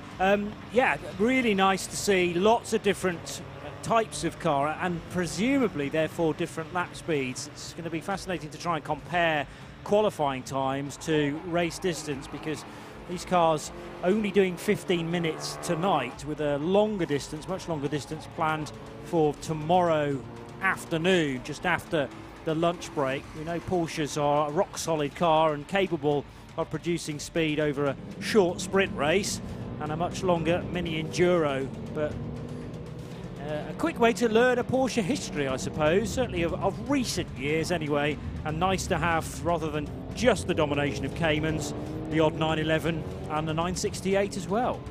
Absolutely right, Johnny. So the cars are returning from this green flag lap. It'll take a little while because there's so many of them to line up, but we've actually got 3 different types of car just in the first 3 spots, with Steve Hewson's Porsche Cayman there on the pole position. He was the race winner in the 40-minute race at Donington Park, who starts alongside Stephen Cunniff in the car he will share over the course of the weekend with Patrick Scharfegger, and they've wisely taken the roof off of their Boxster S for this race to give a little bit more cooling to the driver. And then a 944 Turbo driven by Richard Harman starts third. There are 4 classes here based on power to weight ratio. So class 1 is where we find the Caymans generally, class 2 for the Boxsters on the whole, and then in class 3 we tend to find the front-engined cars, and then in class 4 the 924s, although that be a little bit mixed up in places. So the cars are in place, the red lights are on, and the Calm All Porsche Trophy is underway. It's a very poor start for Stephen Cunniff on the outside of the front row, so he's lost a couple of places, but it's Steve Hewson who leads, with John Walker in what is second position as the field flow their way through turn 1. For third position, it's Richard Harman who gets the better of the slow start in Stephen Cunniff, and then the rest of the field make their way down into the second corner, the banking for the first time. And as we expected, the field just starts to spread out at this stage, but with some battles out there as well, as running wide was Cunniff, as he loses out to the car of Paul Simpson that makes his way into fourth. Another car that ran wide as well, I think Andrew Peck, quite possibly, maybe going off in sympathy of Stephen Cunniff. Yeah, his race just hasn't started, has it, from the outside of the front row? And every credit to John Walker, who needed to react very quickly to a car that was crawling away from the grid at walking pace. Now, it might be that Stephen Cunniff just needs some laps underneath him before he starts to find a bit more pace. There's a big wiggle there from the number 88 car, which is Paul Simpson, who started from 5th position. Despite the lack of speed around Peel, he's still diving up the inside of Christian Walker to maybe gain a position. But Steve Hewson maybe thought there was going to be some threat early doors from Stephen Cunniff. It's not there at the moment, but there's 15 minutes for Stephen Cunniff to try and turn the tables. I would expect it may have been Patrick Scharfegger that set the time in that car, who we'll see tomorrow. So Stephen Cunniff perhaps just fallen more into the natural order of his pace. But for Steve Hewson then in the Cayman that he raced in Club Enduro last year with success, completes the first lap as the leader from the 944 Turbo of Richard Harmon. Then John Walker up into 3rd position. For Steve Cunniff, he's still battling away there, I think, with Christian Walker, the teenager from Berkshire, who's just about slotted up ahead into that additional position. 96 getting involved in that little squabble as well, which is the car driven by Andrew Peck, and he's 968. So a nice battle developing then for what is 5th position between Walker and Cunniff just behind in a couple of the Boxster S machines, which are such a popular car nowadays. I guess you can race a Porsche on a fairly decent budget with a Boxster S, and you've also got then some of the more classic front engine cars involved in these battles with Andrew Peck just behind. Yeah, Andrew Peck again was a little ragged on that first lap, but he's tidied things up since then, and as you say, established himself now in at least 6th, and possibly bothering Cunniff to force a mistake from Stephen to gain another position. It's not forthcoming just yet, but they've got these 2 long straights now to negotiate. And in fact, no, Peck's still not by Cunniff just yet. They're stretching out almost into chevron formation behind, and headed by Sam Callahan in the 44. Tucked in behind is Gary Goodwin, so Callahan's got ahead of Goodwin from their grid positions. And then it's another 968 in the queue, just tucked in behind. I reckon it is, behind those 2 Caymans. Yeah, so that's a great battle as they come up across the line now, just behind Stephen Cunniff in the 199 machine, who's there ahead of Andrew Peck still. Then Sam Callahan, Gary Goodwin, Jamie McHugh, all involved in that battle as well. So we can see there 46, Gary Goodwin, just behind Sam Callahan, the driver from Essex, who was an X Factor finalist 10 years ago, but now has turned his attention to cars, which seems much more sensible. Yeah, agreed. Yeah, it's 5 minutes of fame or a full season of entertainment. Surely no competition there, as the 72 of Mike Kurtler is jostling for position with the blue 68 tucked in behind. Is that 68? I think I might have misread the number. Steve Hewson is 68, leading in fact. Meanwhile, into Rocket Corner now, nose to tail, between Gary Goodwin and the 44 car. So again, some movement. Sam Callahan had been ahead of Gary Goodwin, and now he's back behind again. These two trying to get a little closer to Andrew Peck's 968. Yeah, for some reason, Sam Callahan's dropped off our timing tower there on the left-hand side. So we'll try and get that back for you. But anyway, Steve Cunniff, who was losing positions, is still just about keeping Andrew Peck behind him as they turn their way through the right-hander at hairpin. In the classes, leading class 1 is Steve Hewson, in class 2 is Paul Simpson, who's just keeping the car of John Walker at bay. Then in class 3, Jamie McHugh leads the way, and in class 4 it's Hugh Pert. So lots of class battles as well as inter-class battles out there as well. And around the outside into turn 1, we saw, I think that was Gary Goodwin, make a move as he passed the car of Andrew Peck. So a change there at turn 1. So some good racing here, just a little bit further behind the leaders. So you ran through classes 1 to 4. We also have class X. Now, is that for exempt cars? Invitation. So rather than an I, read X. You often see that in other categories as well, either exempt or extra special. And Richard Harmon is in one of those cars in a 944 Turbo, so right up there in second position, but therefore not scoring points. Because, well, it's not strictly a championship, is it? Because it's their one-off races at the All Porsche Trophy. Not picking up any class trophies at the end of the day. That's a shame. But he gets to enjoy racing on the field. And he's getting plenty of coverage on Alpha Live as well, being that far up. About 3.2 seconds away from the race leader, Steve Hewson. Not quite at half distance for this 15-minute race. Keeping an eye as well, and 10th place for Jamie McHugh in the second of the 968s, but that is a Class 3 Porsche 968. Slow in there was 96, Andrew Peck, who was well inside the top 10.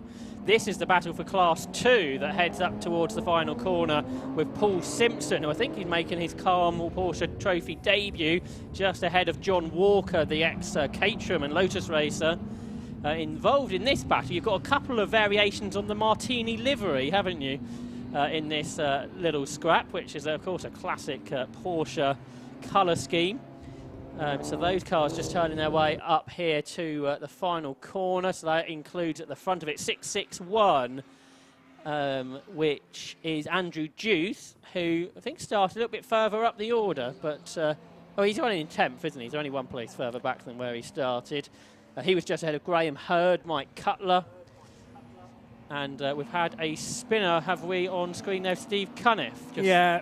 Coming out of turn 1, I think, only a half spin, but it did end up on the grass, and he needed to do a quick U-turn to recover that situation. That's the car that started from the front row, remember, but Josh making the point that it was likely to be his teammate who set the time earlier in the day, and Stephen Cunniff now having to recover the bits, probably fallen outside of the top 10 as a result of that. Yeah, now behind Mike Kurtler, so that will be 12th position for Stephen Cunniff. So he'll be looking to make some of those positions up, because the results of this race does set the grid for tomorrow morning's race. Lead gap is 3.2 seconds between Steve Hewson and Richard Harmon. Hewson set the fastest lap at 1 minute 40.8. Still Paul Simpson is there in third, ahead of John Walker, who's being caught by his son Christian. So Christian Walker in 5th position, starting to catch Dad John. So we'll look to see if that is a battle. In the past, those two drivers have shared a car, but for this season they've got a Boxster S each. Battle down here into the hairpin, which involves 72, Mike Kurtler, who gets up the inside of Graham Hurd. Novice Cross on the back of the Martini liveried car of Kurtler. And I wonder if Steve Cunniff might be able to make his way up ahead of them, because we've seen him run further up the order before his spin. It is at least good to see Graham Hurd on the track, though, because he ended his qualifying session, parked up on one of the link roads, I think for the club circuit, and was there for a long time before, at the end of the session, his car was recovered. But clearly that's been a relatively easy fix at some point today to get the car out for the race start, and he's circulating in 11th position in that yellow, orange, red smart livery, which sort of changes the closer you get to the front of the car. It's nice, there's lots of different liveries out there as well, isn't there, in this grid? And they make their way then uphill towards Rocket once more. So these all similar Porsche Boxster S's involved in this battle. So the 72 car of Kurtler stays clear then of Graham Hurd, with Steve Cunniff just behind them at this stage, but a little wide there for Hurd. So Cunniff now looks to the inside through Peel, and he can't quite make it work. So they stay in the same order at this stage of the race on lap 6 of the motor race, which is about to be completed by Steve Hewson, with potentially the lead gap starting to come down between him and Richard Harmon. On the previous lap, Harmon was a couple of tenths quicker, and as they complete the 6th lap of the race, the gap has come down to 2.2 seconds, the smallest gap we've seen between the top two for a while. All right, well, Steve Houston should have a bit more to give if the car is still beneath him. Has already set a 140.88, but dropped down into the 142s, as you've mentioned. Side by side here as well, 9.03 to the outside, which is Ken Van Houen, who we mentioned started towards the rear. That is very much an X-class car. This is a 1973 Porsche 911 with a 3.2 litre Carrera engine that in the past has raced in American club racing, but it's been brought over to the UK for the driver from Surrey. And it's a great looking car, isn't it? This Porsche 911 is probably one of the oldest cars on the grid. Perhaps with a few modifications that take the 911 shape away a little bit, which obviously it's been done when it was racing in the States. Including that ridiculously large rear wing, but it looks superb. Straight out of the Nürburgring, I would say, and you just need to paint it orange and stick Jägermeister on the side perhaps, and yeah, it would be right back in period, but thanks to Ken for bringing that to Anglesey, and again, varying the field yet further. We've got a great battle between a whole host of 924s and a few other cars as well involved in this battle that comes up across the line for what is 20th position in the race. You've got Alvaro Crago's 968, 944 in there as well of Rich Gravestock. Then the 924s are Phil Waters and Hugh Pert as well. For the race leaders, they are starting a lap traffic as well, aren't they, as they complete 7 laps. With still just a couple of seconds between Steve Houston and Richard Harman. There should be 2 laps to go. Behind them, the battle for Class 2 has the top 3 together. And Christian Walker's got ahead of his dad, hasn't he? He's got into 4th position, up ahead of John Walker, but it's still Paul Simpson who leads Class 3. There they are, just heading through, ahead of Class 2, I should say, as they turn their way through the banking. But this battle far from over with 2 laps to go, Johnny. Certainly not. And a little look there from the sky blue car to the inside of Church. It would have been brave to try something there for Christian Walker. John Walker tucked in behind, though, ready to take advantage should it come his way. They're going to lap Ken von Bauer, and meanwhile, big plume of smoke on the start-finish straight. I expected an engine to have gone bang there, but maybe it was more so tyre smoke. Strange place for it to appear, though, on the main straight between bus stop and turn 1. Meantime, here's the scrap then for 3rd, 4th and 5th positions to decide who finishes on the P2 podium and indeed the overall podium, because it's looking like we're going to have 3 different classes represented on that overall podium. And Christian Walker looks to the outside. We've had a spin for Andy Baker, I think that is in 28. Now, we saw that big plume of smoke going up towards turn 1, and we've seen a car spin. So whether you want to put 2 and 2 together and what you make out of that, we'll see what happens. But here is Dad now looking up the inside of Christian Walker. So they're wheel to wheel, but Christian hangs on, the 19-year-old university student. Not sure what you were doing when you were 19, Johnny, but probably wasn't racing Porsches, I guess. Sadly not, no. A misspent youth, but not in these German machines. It would have been nice to have done that. But yeah, get him started early, and I'm sure he's already an absolute Porsche addict. We'll see. It will be interesting to know how many cars he will own through the course of his lifetime and indeed race. So 99 is the suspicion that is the smoking car. By the way, we're inside a lap time now, well inside it at 49 seconds. That's Graham Hurd in the 99 car. I spoke, did I not, about his issues earlier in the day, Josh? Yeah, that's absolutely right. We've got off the circuit now is John Walker, and Christian Walker's taken the lead in the class. So not quite sure what happened up there at Church Corner. But a bit of a moment. We're on the last lap of the race now. Steve Houston still leads by 2.6 seconds, but it's all changed behind with Christian Walker through. You can see the smoke pluming out the back of Graham Hurd's car there, but looks like he's going to try and continue on this final lap of the race. But for Steve Houston, the 55-year-old from the West Midlands, leads the way, as he did at Donington Park. He's raced all sorts of cars over the last 10 years or so.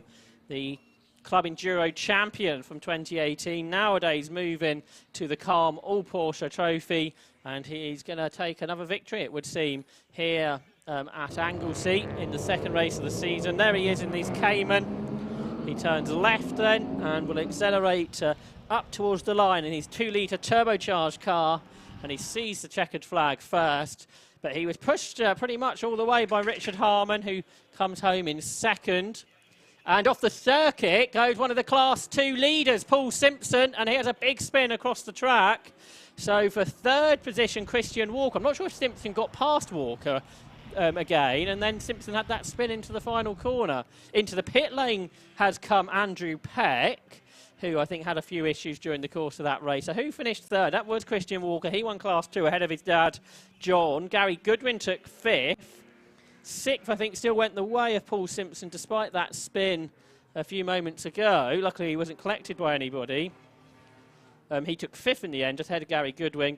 Sam Callahan was seventh, and the Class 3 win went to Jamie McHugh, who took eighth, ahead of Andrew Juice and Mike Kurtler, who were in different classes.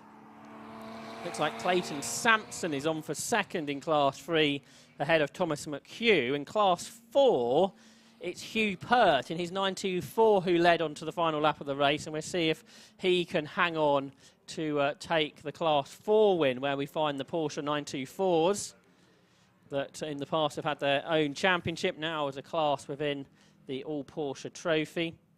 And in a few moments' time, we will get Hugh up across the line. And it was Ivor Mayers, who's not here, who won that class last time out at Donington. Perhaps he was a lap down, actually, because I don't think all the cars have taken the checkered flag now. But an enjoyable race, day of 750 Motor Club racing, Johnny. Oh, a day as a whole, too right. It started with plenty of action and not necessarily in the good type for Scott Mattel in the Bike Sports Championship. Unfortunately, it's been a day to forget, all told, for him. But the rest of the categories delivering as only 750 Motor Club can, and particularly here at Anglesey. A debut, we think, on the international circuit. And for me, it's worked pretty well. We've had overtaking down into the hairpin. We've had some good action, particularly through this final corner as well, not least on the closing stages there for Paul Simpson, who just about got away with it and still finished on his class podium in P2. Over to you, Joshua, for the final results of the last race of the day. So it was a win for Steve Hewson in round 2 of the Calm All Porsche Trophy, with Richard Harmon in second. The Class 2 winner, Christian Walker, took third ahead of his dad, John.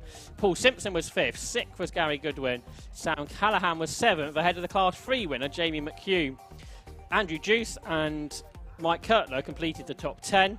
Stephen Cunniff, Graham Hurd, Gabrielle Yilmaz and William Kurtler completed the top 14 on page 1 of our timing screens. Then we got Fernando Gattino in 15th, ahead of Clayton Simpson and Thomas McHugh. They were both Class 3 cars. They kept some trophies. Jessica Wilkinson was 18th, ahead of Andy Baker and Alvaro Crago. Rich Gravestock was 21st, a lap down, ahead of the Class 4 winner, Hugh Pert. Paul Hicks, Philip Waters, Chris Waltonspool, John Jones and Ken Van Howen were also finishers. Andrew Peck was the only driver we saw in issues, and he finished a couple of laps down.